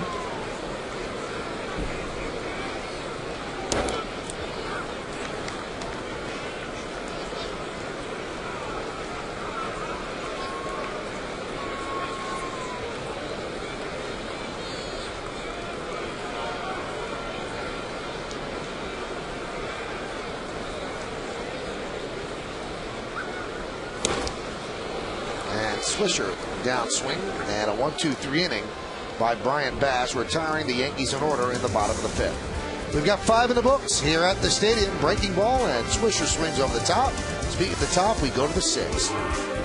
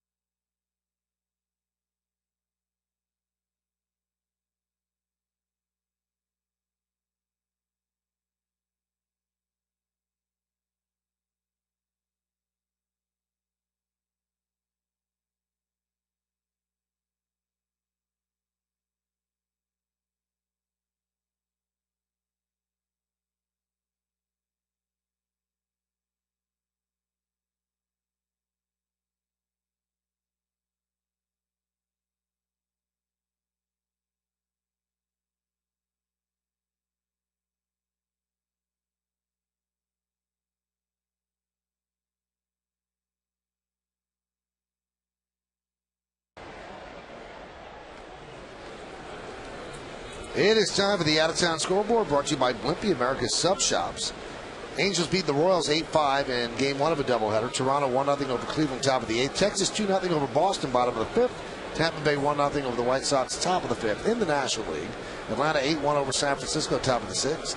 The top of the 9th inning for the Mets, and they trail 4-0 to the Nats. Cubs and Phillies 1-1, bottom of the 8th. Milwaukee 2, Pittsburgh 0, and that is in the 8th inning. Here in the Bronx, it's 6-2 Yankees, and Sergio Mitre making his first big league appearance since the end of 2007. Missed all of last year with Tommy John surgery, and he's got a chance to pick up a win. And the pitch is low, 1-1. 6-4-1 for the Yankees, 2-5-0 for the Orioles. It'll be Markakis, Huff, and Scott, 3-4-5 for Baltimore. Baltimore comes in at 41-51.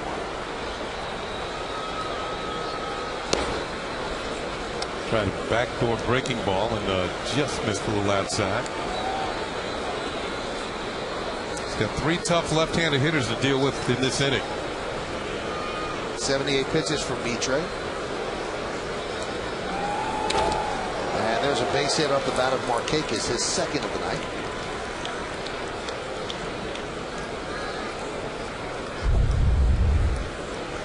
I think the key here, he was behind on the count and the pitch is up a little bit. And it did sink. But Markakis able to get the head of the bat out there and line it back through the middle from where it came.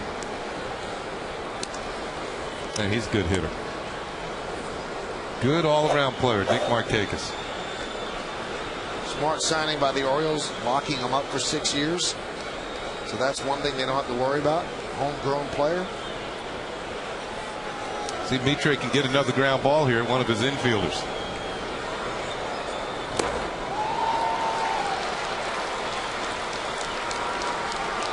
Count 0-1. Huff has kind of had a struggle this month. He's 0 for 1 tonight with a walk, but he's hit 170 in July coming into tonight. You know what could be on his mind, Kenny? He's been in a lot of trade rooms. Yeah, that's true. It affects a lot of players. They don't know where they're going to be by next Friday. And he's in the last year of his contract. Youth movement with the Orioles. Will they re-sign him? Probably not. So will they trade him? We'll see. Let's talk about him going to the Mets and several other destinations. But I think he's been through that before. He's been rumored to be in trades when he was with Tampa Bay.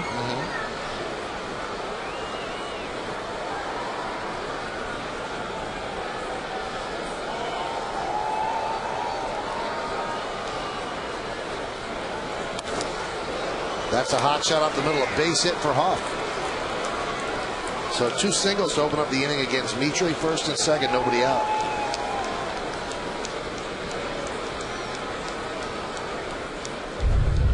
Well, we talked about the tough lefties coming up, and the first 2 have hit hot shots back towards the middle. That sinker out over the plate, no chance for Jeter. And that'll bring up the third to the 3, Luke Scott. Aubrey Huff with his first hit of the night.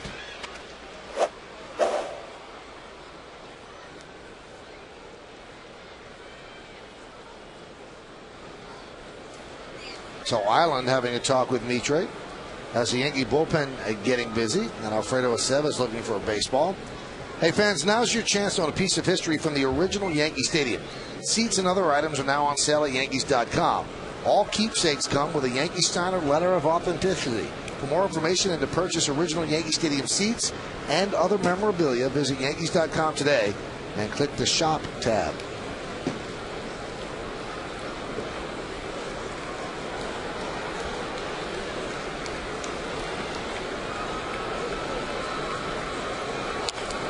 That one is grounded toward first. And Teixeira steps on the bag as the runners move up.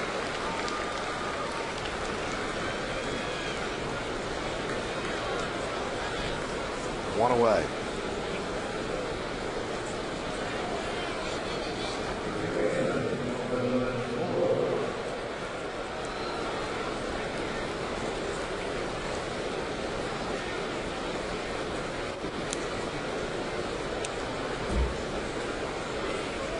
Here's Melvin Moore. Yankees will give up the run. The infield's back.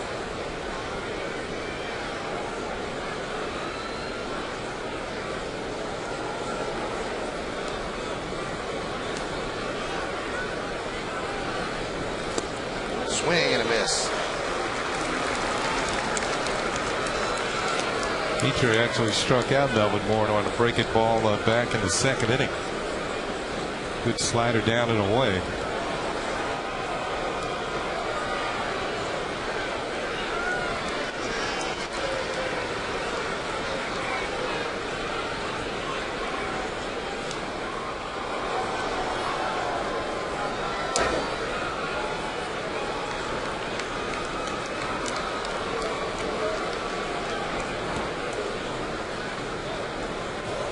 Mitre's fastball has been just a tick above 90 most of the night, just 91. That last one was 91.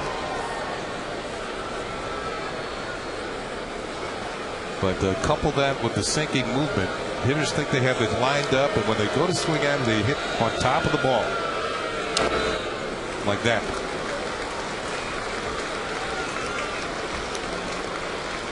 Various ways to get hitters out. Velocity's one. It's always nice to throw hard because you can blow it by them. Movement is another way. And that's what Mitre relies on. Deception's another way. You kind of hide the ball.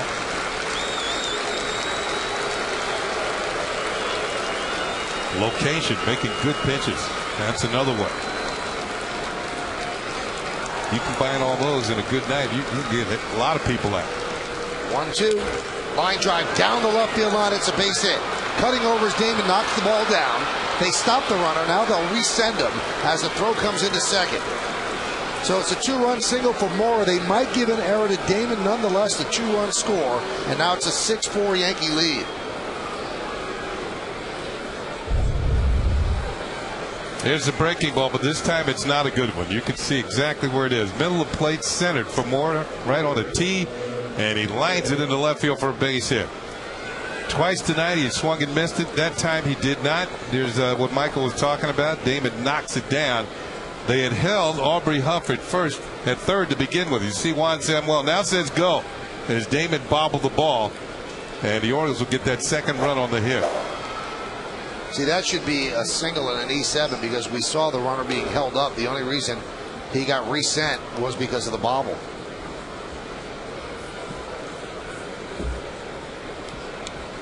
And they give him a single and 2 ribbies.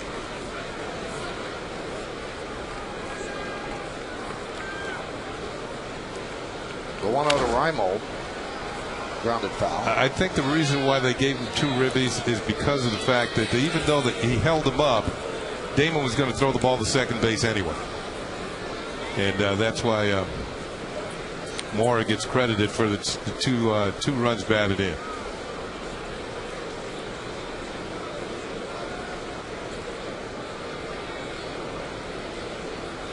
And he was far enough out there, he was going to throw him out one way or the other.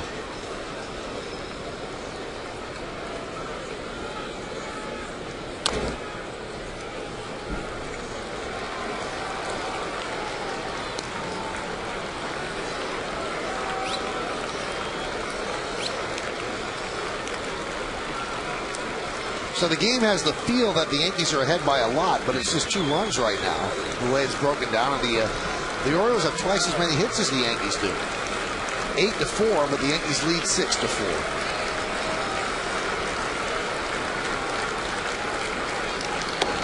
Strike 3. Reimold down looking. Good pitch by Sergio Mitre. Mitre's 4th strikeout of the night and a well-spotted fastball. A little movement back towards the outside corner. Watch Reimold just look and then turn. And Joe Girardi says, hey, thank you. Good job. Mitre will get a nice hand from the crowd of over 45,000 here at Yankee Stadium. So he steps aside. Coming on is Alfredo Aceves. Runner on first, 2 outs. Yankees up by 2.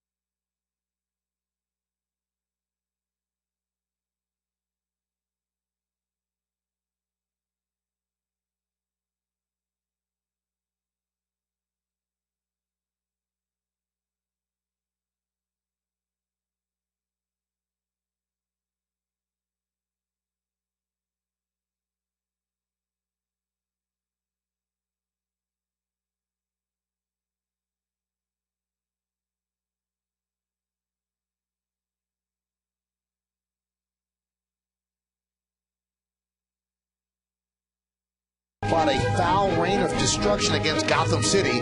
Only the Dark Knight can save them. Michael Keaton, Danny DeVito, and everyone's favorite Michelle Pfeiffer as the Catwoman. Star in the My Thursday Night movie. Batman Returns Thursday at 8 p.m. right here on My 9.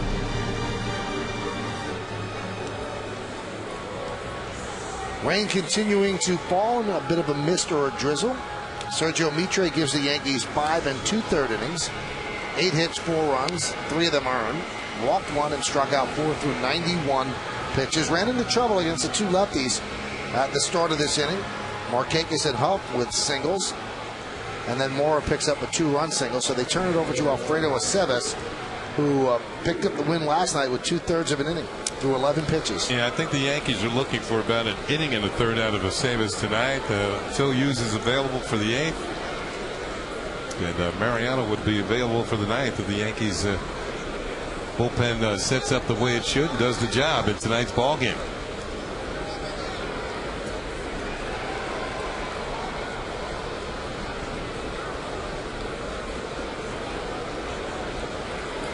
So Aceves calls out Posada to have a little bit of a conference.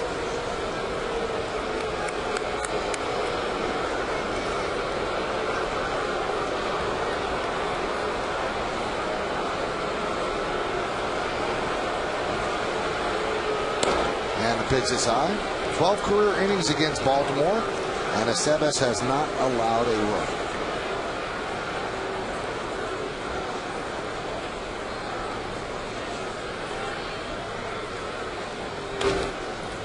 Popped up, shallow left, long run for Damon, and he makes the play on the run for the final out of the inning. So Aceves throws 2 pitches to get the final out. Sergio Mitre in line to get the win. It's up to the Yankee bullpen as we go to the bottom of the 6th.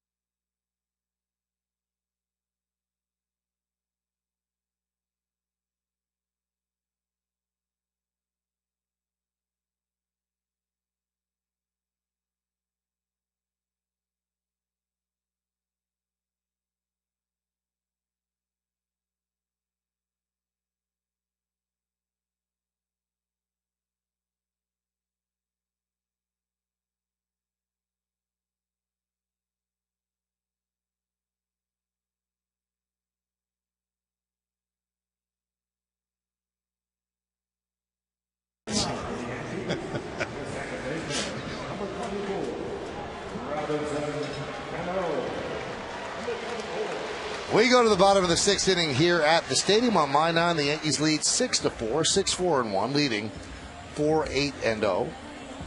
Well, the Orioles went to their bullpen in the 4th inning. The Yankees went in the 6th. Brian Bass got the final couple of outs. Actually got all 3 outs in the 4th, and then a 1-2-3 5th. But this was the last batter that Rich Hill faced. Oh, a high hanging breaking ball, and Robinson Cano knew what to do with it. Ran it out to the Yankee bullpen to be sure he'd get the ball back. And now he leads off the 6th. And Bass starts him off low, 1-0.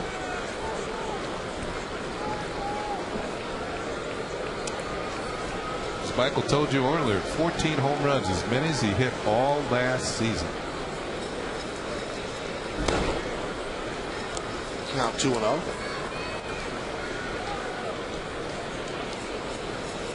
Yankees looking to go 19 games over 500 for the first time all year.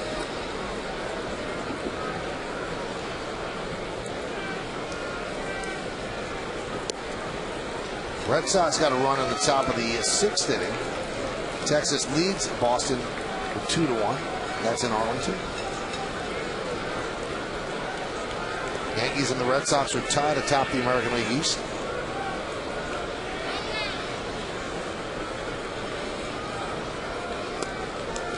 And Cano works a walk. You know, you say that, Kenny. They're tied with the Red Sox, and then if you remember the Yankees, you shake your head and go, wow. If we split the 8 games with Boston, what kind of shape would it be in? So they have actually, those 8 games almost serve as like 16 games. I mean, they were very, very tough to lose them. And here they are still tied with the Red Sox. Yeah, and not only that, they lost in all kinds of ways, too. Yep. So Boston had some late rallies. They had some blowouts. They had games where Yankees had the big leads and gave them back. But in a way, you look at that, Michael, and you say, They lost 8 games to the Red Sox and were still tied for first. Yep. So that means the Red Sox haven't played as well against everybody else as the Yankees have. And if you're the Yankees, as Matt Albert starts to throw, you could say, hey, we got 10 games left with the Red Sox. To do something. We're certainly not going to lose all of them. We'll see how it plays out.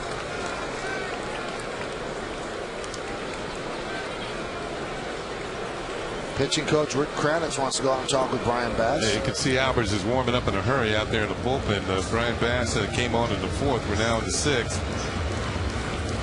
Leadoff walk is never a good sign. Well, fans, celebrate the inaugural season of Yankee Stadium this Saturday, July 24th, when the Yankees take on the Athletics. The first 18,000 fans 14 and younger receive a collectible truck, the 5th in a series, courtesy of WB Mason. For tickets, log on to Yankees.com, visit the stadium ticket window, Yankees clubhouse shops, or call Ticketmaster at 877-469-9849.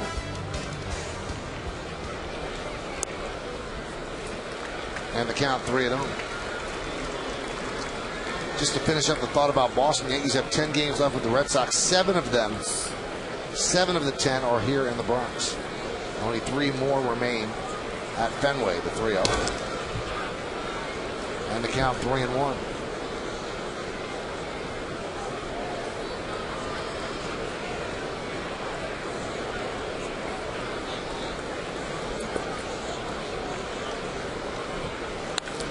This could be 2. There's 1. On to first. Pulled him off the bag. Wow.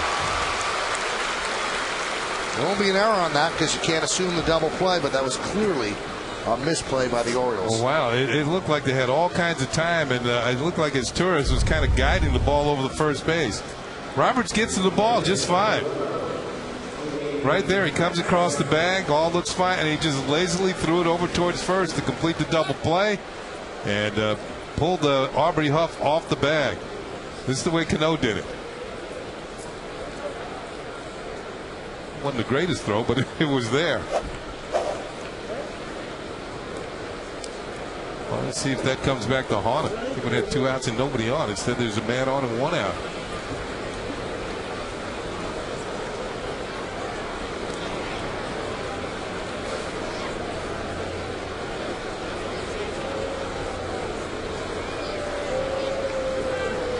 Ransom is not yet come to the plate officially. He has 2 walks and 2 runs scored. Almost had 3 unofficial plate appearances. Count 1-0. Yeah, you see, it's Torres make a play like that. He's a much better fielder than that. That's why the Orioles got him to shore up the middle infield. What did they have? 5 shortstops last year, play at least 25 games?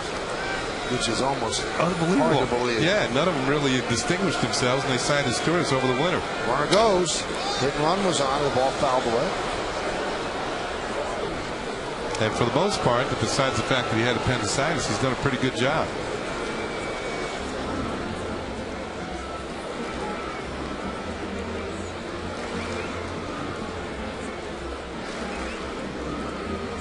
He was out for over a month with appendicitis from June 5th to July 10th.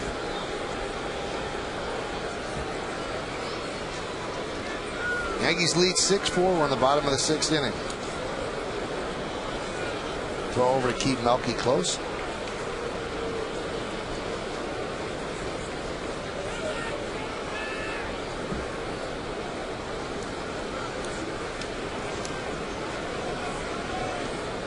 Almost threw that one away.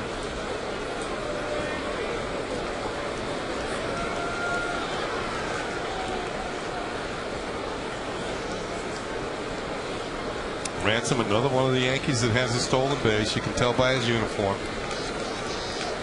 Watch Melky. Well, they're thinking about it too. You ever have a uniform as dirty as Ransom's? Yeah, I didn't steal many bases. I didn't slide head first either. Usually, I had a triple one year.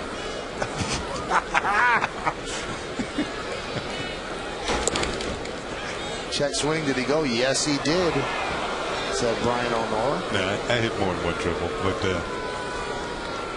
And knowing you probably slid in feet first. Yeah, I did. No, that was a head firster. Head first triple. At Fenway, yeah. Nice. Yeah. Just totally lost what I was doing. Lost control. Runner goes. And that one's grounded foul. They are going to make Wieters throw somebody out.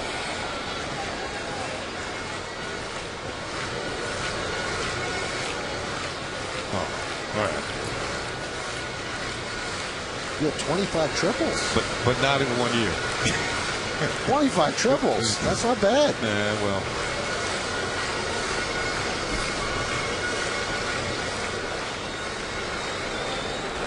A lot of outfielders falling down.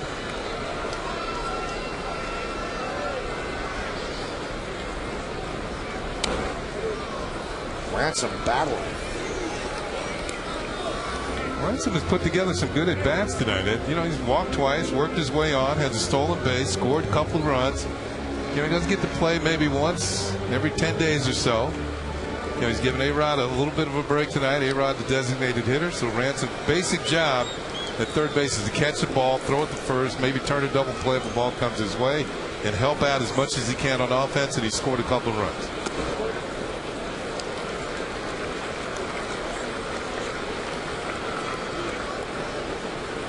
Whether he's filling it at third or short, not very often at second with Cano. Cano's still a baby. They don't need days off? Not really. Still growing. Sky to right field. Markakis on the run, dives, and he can't make the play. And it goes past him. Cabrera hustles to third, moving to second is Ransom with a double. And the Yankees are set up second and third with one out. This is what I'm talking about. He's supposed to come in, make the plays at third basically, but what he can add offensively to the team is a bonus. And tonight he's been on base 3 times. This is his first hit. Long run for Markakis. You can see him stretch out. And once he doesn't make the play, the Yankees are set up with runners at second and third and just one out. Markakis, good outfielder, but this time the ball too far away from him, slicing away off the bat of Cody Ransom. Boy, you can see the effort. That's an all-out effort by a good ball player. Well, that base hit, that double, is going to knock Brian Bass out of the game. So the Orioles will go to the bullpen. Derek Jeter's coming up with runners on second and third. Yankees are up by 2 in the bottom of the 6th. Come on back.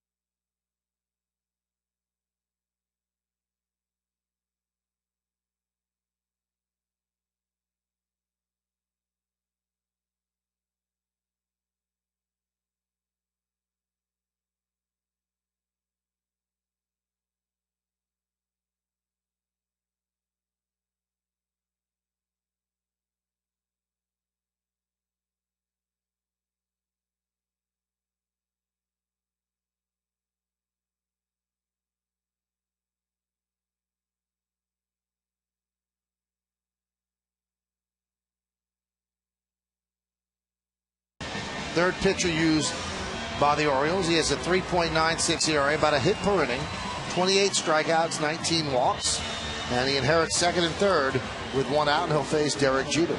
Yeah, Matt Albert's one of 4 players, I think that 5 players acquired from the Houston Astros for Miguel Tejada. And I know Tejada made the All-Star team this year for Houston, but 5 players coming over, including Luke Scott, Troy Patton, who the Orioles think a lot of in their minor league system, a left-handed pitcher.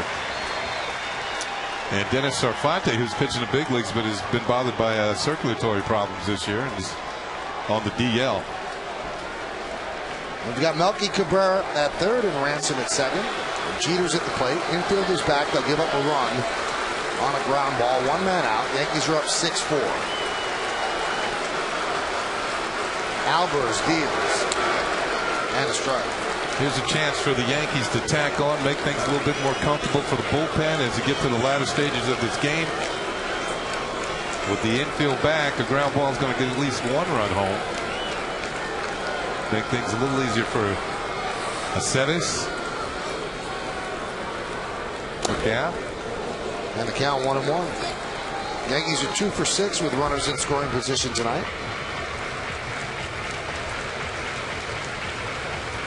And Jeter hitting .295 in those situations this year.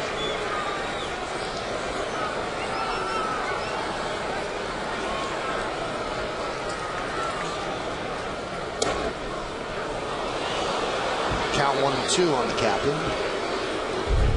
See Derek a little disgusted with himself that he let this particular pitch go. Saw some movement on that fastball from Alpers.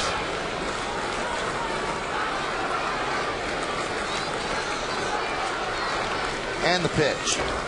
He strikes him out. 2 away. Big strikeout for Alvarez.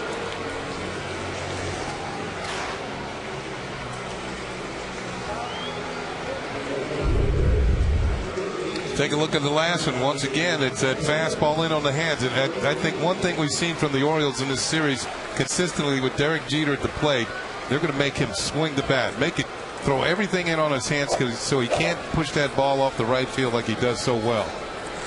Here's Damon. Lost one to left field. Long run for Reimold. And he can't get there, but it's a foul ball. I think it hit the top of the wall.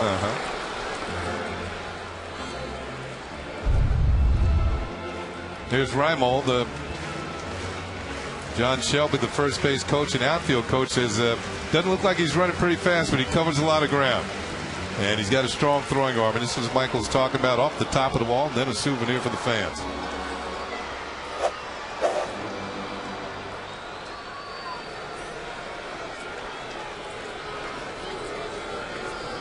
The 0-1.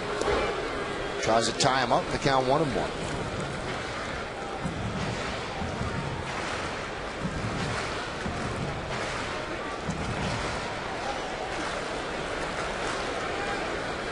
Top of the 7th in Arlington. The Rangers lead the Red Sox 2-1. And top of the 7th in Chicago, and the White Sox lead the Tampa Bay Rays 2-1. White Sox are putting on a little rush in the Central Division. The Tigers came in here, got swept, and the White Sox got busy against Baltimore. Took 2 out of 3. And the White Sox, one of the teams making a strong push for Roy Halladay. They're in play for him. The 2-1 popped up right field, and it's going to be a foul ball. Make the seats. Johnny might have broken his bat on that when he's taking a look at the bat boy, and the bat boy right on cue hands a new bat to Damon, and this one is history.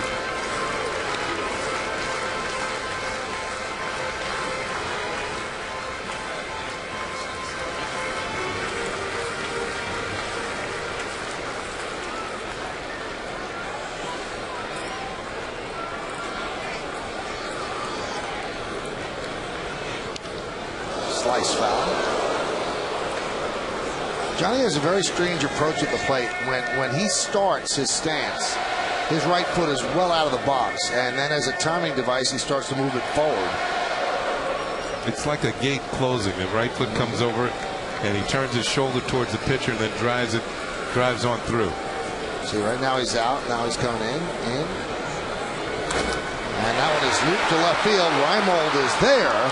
And he'll make the play as Alvarez comes on and does a good job. The Yankees strand 2. No runs a hit, no errors, and those 2 men left. Let's take this baby to the 7th. It's 6-4 Yankees.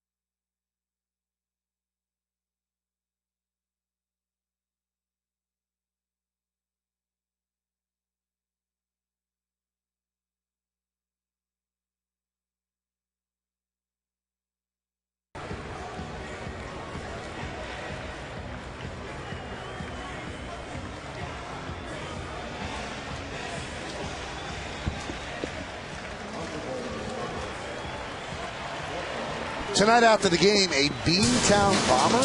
Which current Yankee player grew up as a fan of the rival Boston Red Sox? The secret is out on the Verizon Fios game wrap-up. Tonight after the game on My 9 News.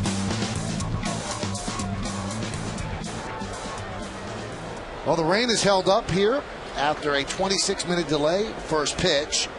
And we go to the 7th inning. Yankees are up 6-4 on the Cura scoreboard. And Alfredo Aceves couldn't let go of the ball. Looked like his spikes caught. Yeah, had a misstep on the mound, and lucky no damage. He figured all that windup and all that torque, everything coming towards home plate, but now he's ready. And that one is skied to center field. Cabrera is there. One pitch. Took that 2 pitches and 1 out. Was that well? They had 1-0, so I guess they put a ball up there because he didn't deliver the ball. So it was just 1 pitch. No, that's no pitch. Yeah. There was nobody on base.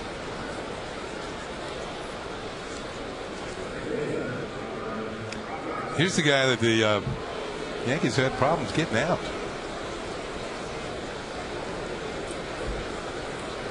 Well, it's clear the Orioles are building around Markakis and Roberts. They have signed them to long-term deals, and they want to keep Adam Jones around and Matt Wieters as well. But the guys at the long-term deals now, Roberts and Markakis.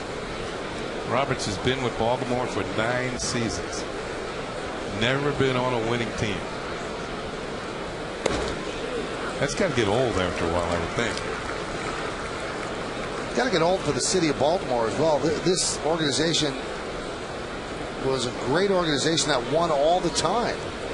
And now all they do is lose. And people forget, as recently as '96, we showed the Jeffrey Mayer play. The Orioles were really good.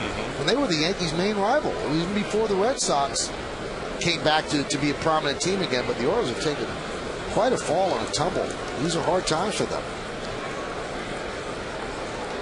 They went from the Oriole way to no way. And Kenny, I know that you were proud of the success that the Orioles had, and you were teammates with that guy, Hall of Famer Jim Palmer, and it seems like the good times are really, really far away right now. It seemed like a long time ago, and that's primarily if you're from the Baltimore area right now, they're thinking football. Camp is beginning pretty soon here. And if you think about what happened with the franchise, they had a beautiful ballpark that was filled every single game. You had a fight to get in there, and now what do they average? About 24,000 a game? 24, 25. So that's how the fans are answering. And I think it's kind of misleading when the Yankees go there because all the New Yorkers come down and fill up the hotel, spend a lot of money. Of course, the merchants love that in Baltimore, but the other fans do not like it. Oh, there's another nice play by Cano. We talked about that earlier. That play up the middle on the backhand, he is so good at that because of his arm. There is no second baseman in the league makes this play better than Robinson Cano. And that's what Michael's talking. The quick release, accurately on the money, a speedy runner going down the line, and he throws out Brian Roberts. Not only this play, Michael, we saw him turn a double play earlier in the game, how quickly he gets rid of the ball. He doesn't have to come all the way over the top to make a powerful throw. Every pitcher appreciates plays like that. So Roberts was going for a 4-hit night. Instead, he's now 3 for 4 thanks to Cano. Here's Adam Jones. And there's a strike.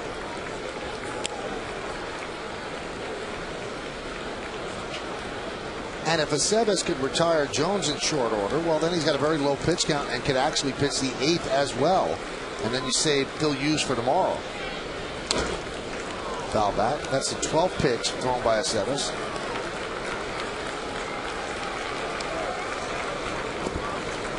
Kenny, you were in Baltimore for 10 years as an Oriole, and they had winning records every single year. Every year, and it was had a lot of fun playing there. I mean, you go out there to win. Got the World Series a couple of times. Phil Coke warming up in case Markakis comes to the plate. And the 0-2. High fly ball, right center, converging Swisher and Cabrera. Cabrera makes the call on the catch, and a 1-2-3 inning for Alfredo Aceves, and he's got 4 outs on 13 pitches as the Orioles go down in order. At the end of 6.5, it's time for the 7th inning stretch. Yankees lead the Orioles 6-4, but we stay right here to honor America in the Bronx. We remember the servicemen and women who are serving our country at home and around the globe. And now join Kate Smith as she sings God Bless America.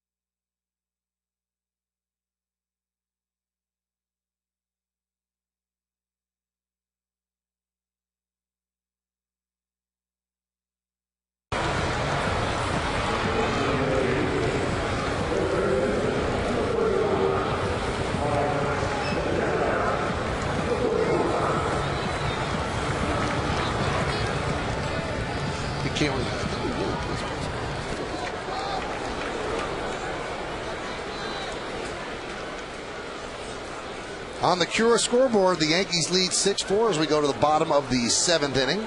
It'll be the heart of the Yankee order, 3, 4, and 5 against reliever Matt Albers, the third pitcher used by the Orioles. Rich Hill, Brian Bass, now Albers, who came on to get the final 2 outs of the 6th. It's Albers against Teixeira. Broken bat, fly ball, right field. Markakis is there. 1 pitch, 1 out. You know, he wasn't more than an inch or 2 from a home run there. That ball was off the end of the bat. You saw the bat shatter. Couldn't quite reach out and pick that pitch off, but he had the home run swing. And that shows you how close it is to be. Watch it. This is going to be off the end of the bat. The ball is moving away. And he couldn't quite get out there and cover it. But you saw the arc of the fly ball towards right field. Better wood, better result. Here's Alex Rodriguez, big 2-run single in the 3rd inning. Walked and scored, and had a stolen base in the 2nd. Count 1-0.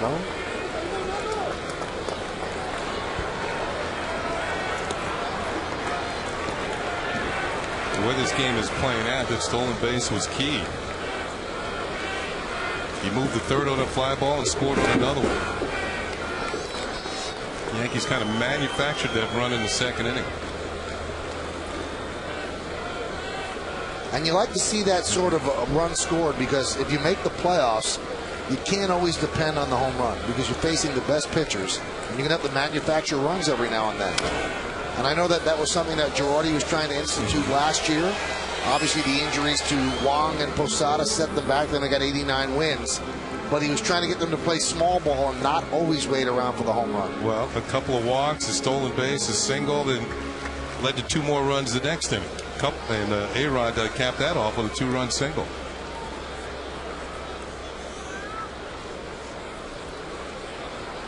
The 2-1. Count 3-1.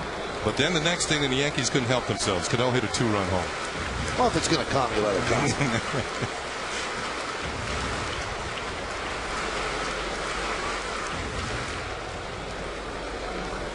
A-Rod the DH today, so kind of a quasi day off, not playing the field. The 3-1. And he walks for the second time tonight.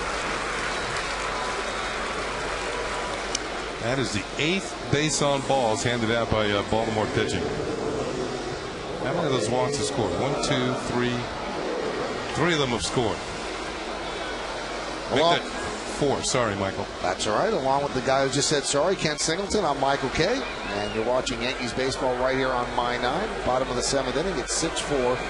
Yankees over the Orioles. So runner on first base with 1 out. And here is Posada. So that walk by A-Rod, his 50th walk in 63 games. A lot of respect. He's no Rodney Dangerfield. Now that's a positive. Yeah. If you want to look at it and say a negative, the Yankees have to have somebody step up and be a powerful force batting 5th to provide the protection where you make the team pay for walking Alex Rodriguez. Well, Alex made him pay himself when he walked. Stole second. I mean, 4 of the walks. I mean, the Yankees have 6 runs. 4 of the walks scored. Now the Yankees have flip-flopped with players behind A-Rod. Posada tonight. Matsui last night. Cano's done it a lot as well. But somebody has to really make teams pay when they walk Rodriguez. He needs the protection that he provides for Teixeira.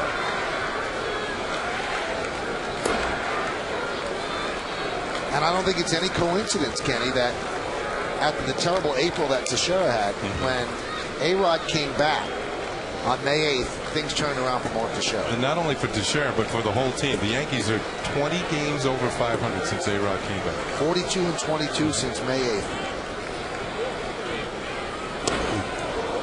Off-speed pitch. And A-Rod came back against these Orioles, and his first swing was a home run at Camden Yards. And not only has the offense clicked since A-Rod got back, the pitching is pitching to a 3.76 ERA.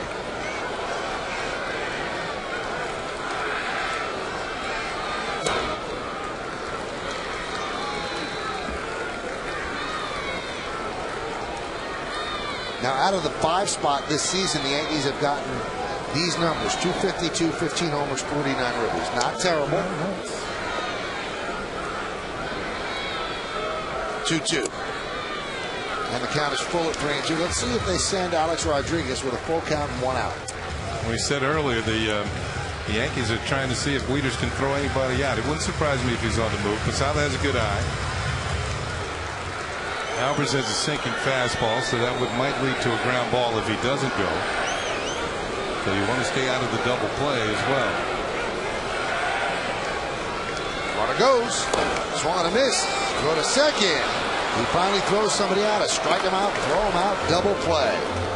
So Wieters guns it down to Asturias, and he gets Alex Rodriguez trying to steal second base.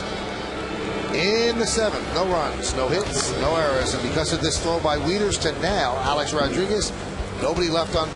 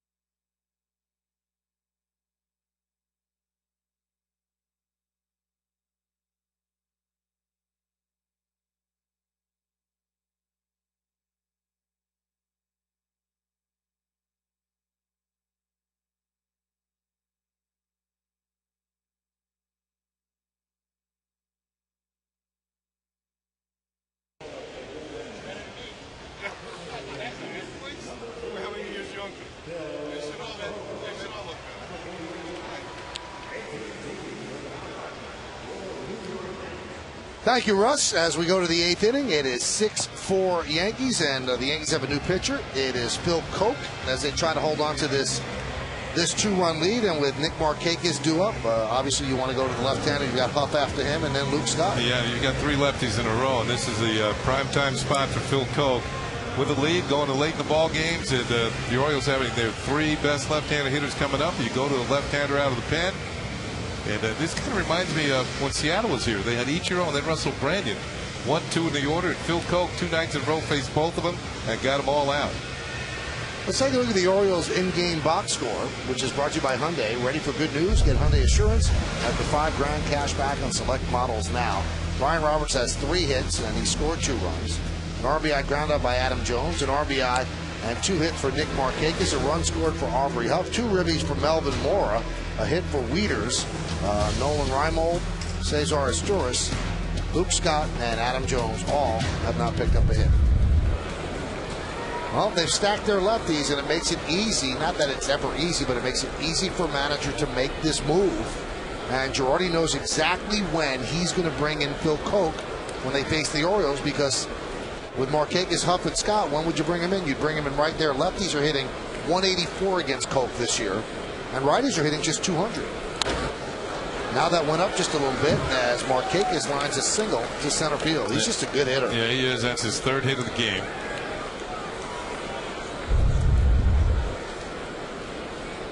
And that's over the inner third of the plate. Quick wristed, right back through the middle. He's had 2 hits to center field tonight.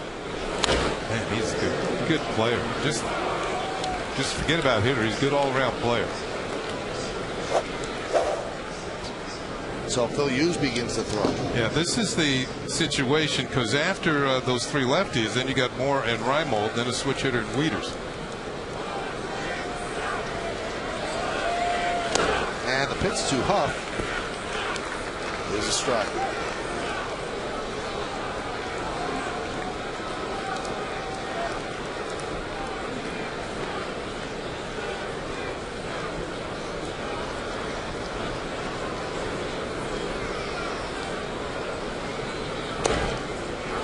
Breaking ball strike in the count 0-2. Yeah, that was a good one.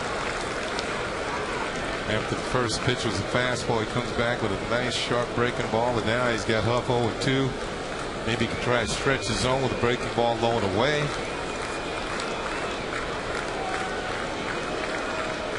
And he struck him out. So Huff goes down on strikes.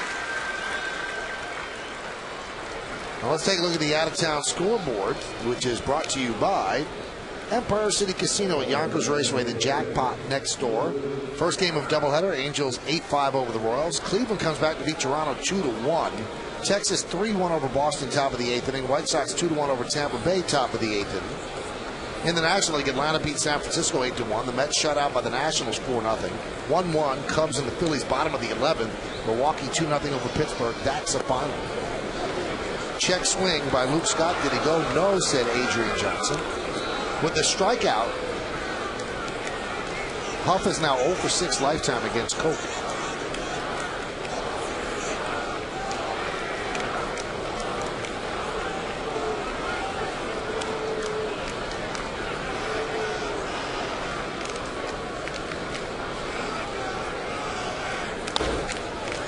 Fouled away.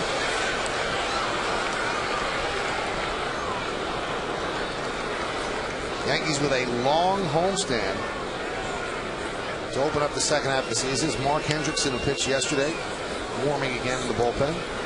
They've already swept the Tigers 3 games.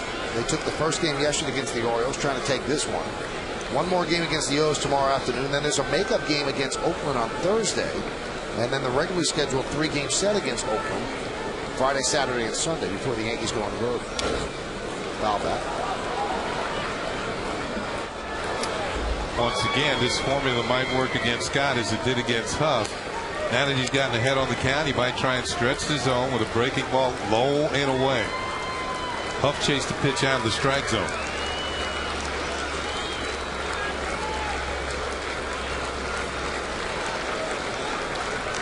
Although Scott this month has been hitting much better than Aubrey Huff.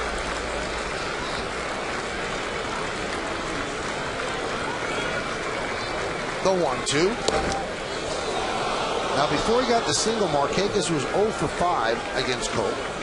We told you that Huff now 0 for 6 against Cope. And Scott is 0 for 3 against Cope.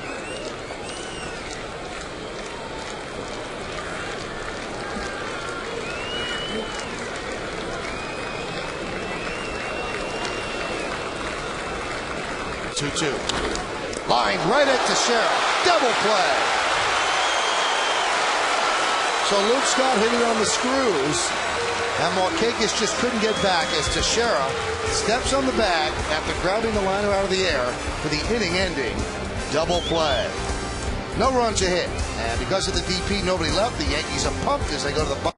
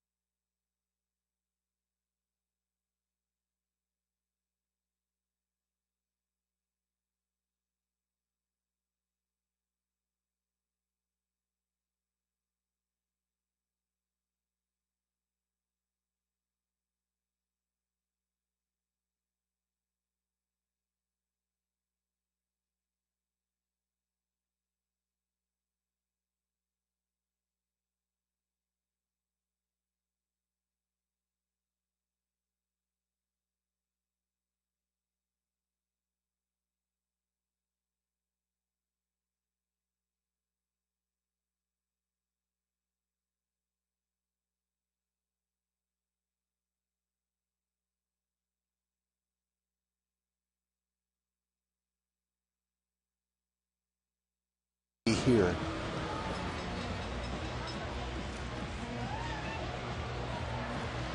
Time to take a look at the Yankees in-game box score, brought to you by Hyundai. Ready for good news? Get Hyundai Assurance and up to $5,000 cash back on select models now.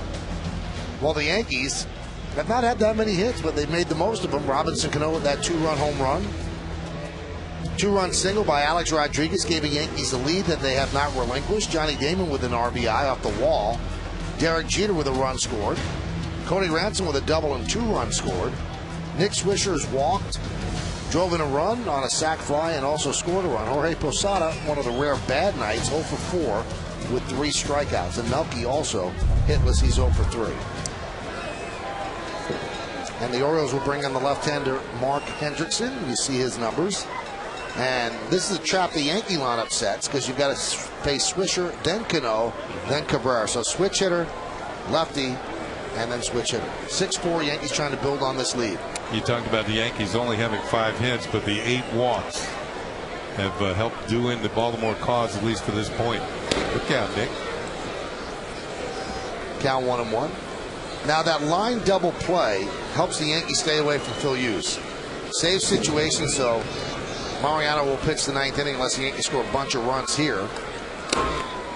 Now the Yankee bullpen also a man short because to get Sergio Mitre on the roster, the Yankees designated Brett Tomko for assignment. I think you're right, Michael, because if even if Scott had made an out and with a man on first, Hughes is going to come in and face Melvin Moore. Absolutely. Tall left-hander deals the 1-2 in the dirt.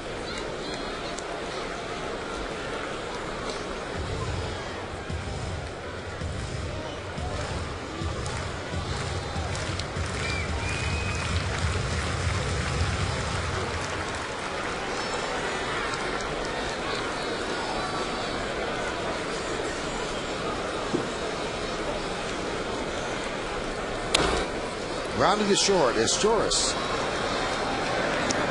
1 away. Hendrickson's done much better out of the bullpen than as in the starting role. He was in a rotation at the beginning of the season. But some pitchers just fare better when they work in a different situation. Maybe when they come to the ballpark, they don't know if they're going to work or not, as opposed to waiting on 4 days and then coming out to pitch.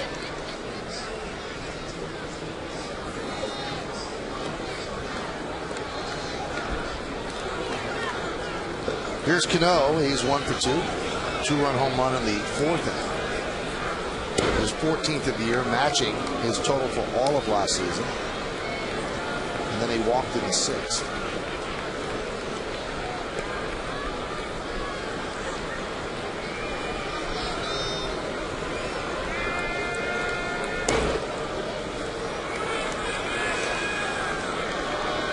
Remember Hendrickson in the NBA? I do. He played for the Nets for a while.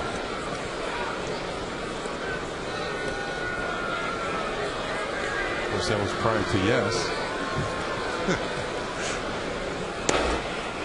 So that was over 8 years ago.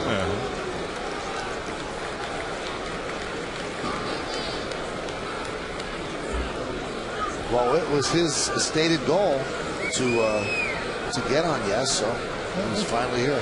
It's from Mount Vernon, Washington. A world away from Mount Vernon. Yeah.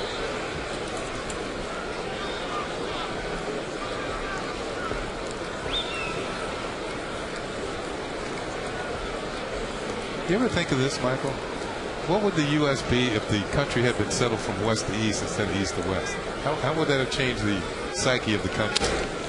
Line drive to right field. Markakis coming on. I think the Dodgers would be back here. It's a good thought. Robinson Cano picks up a single.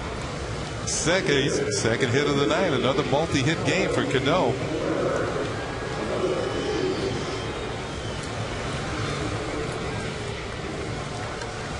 Robinson's among the league leaders in that category. He's got 37 of them now. Sneaking up on Ichiro.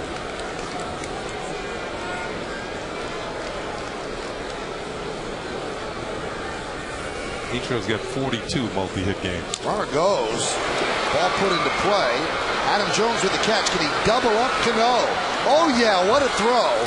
As Huff digs it out for the final out of the inning. So Melky hits into an 8-3 double play. Good play by Adam Jones as he picks up his 6th assist of the year.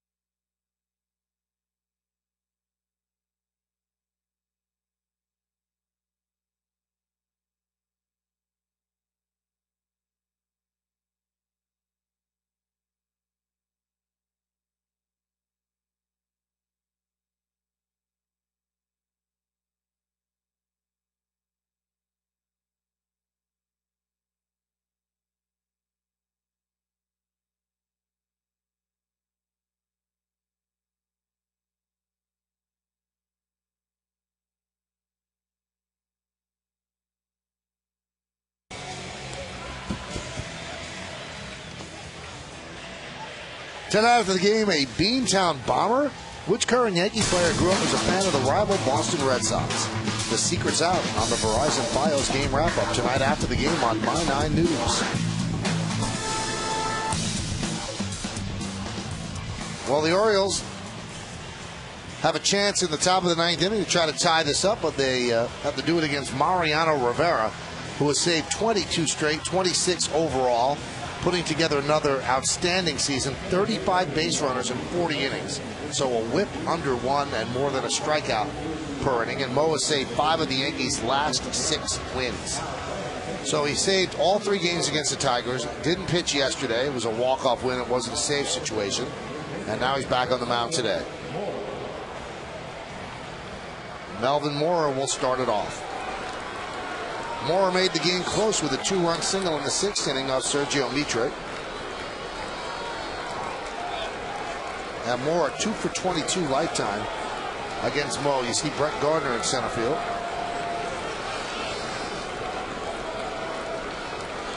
And Melky Cabrera is in left.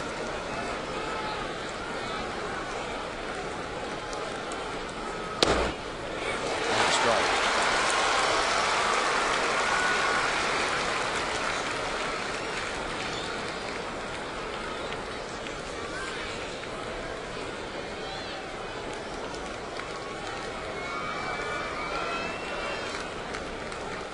How often do you see this, Kenny? An all lefty throwing outfield. I'm watching it right now.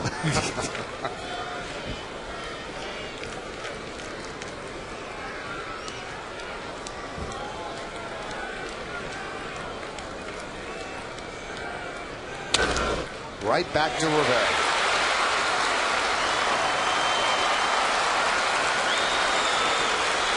One away. 2 for 23 now against Mo. He must be cherishing those 2 hits. Now I was going to bring up Reimold, and Reimold is 1 for 1 against Rivera. That won a home run. So he's thinking, what's all the fuss about?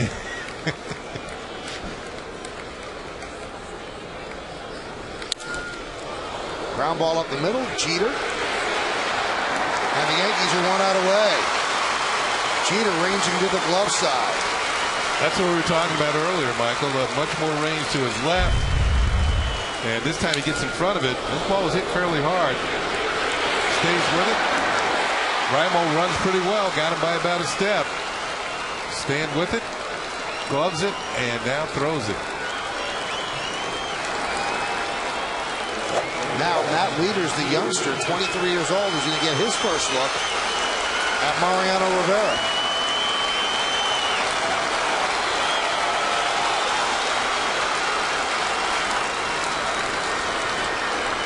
Rivera started his career in 1995, his major league career, 14 years ago. So Wieters was 9 years old when Mo came up and pitched for the Yankees in 95. The 1-0. You know, depending how quickly Mo can get through this inning, you remember it's a day game tomorrow. And it might depend on how many pitches he throws tonight. If Joe Girardi, the save situation comes up tomorrow, that he would use Mo once again. The 2-0. There's the strike. That's Rivera's 7th pitch of the night.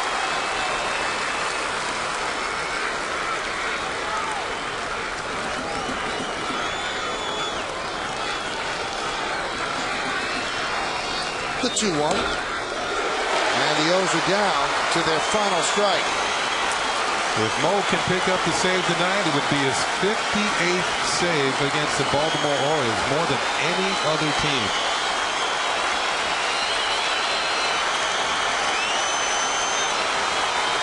Two balls, 2 strikes, 2 outs. Yankees up by 2. The pitch. Wieters stays alive.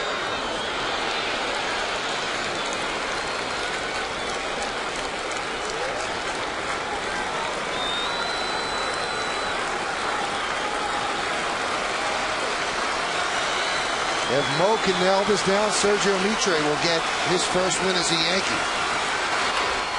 That one is looped into left field. And it's caught by Jeter. And the Yankees win the game 6-4. A pretty play by Derek Jeter as Mariano throws 10 pitches to nail down the Yankees' 5th straight win. Here it is, off the bat of Weezers. They're trying to bloop one in and bring the tying run to the plate, but Jeter wouldn't hear of it. On the sprint, makes the play in front of Melky Cabrera, who's on charging, and that's going to be it. The Yankees have taken the first 2 games of this series, and tomorrow set up an opportunity for their 2nd consecutive sweep following the All-Star break. Well, they're in the bottom of the 8th inning in Texas. The Rangers lead 3-1. The last time the Yankees were alone in first place was June 8th. Now Boston is trailing 4-1 as they go to the 9th inning. So by the end of the night, the Yankees could be all alone in the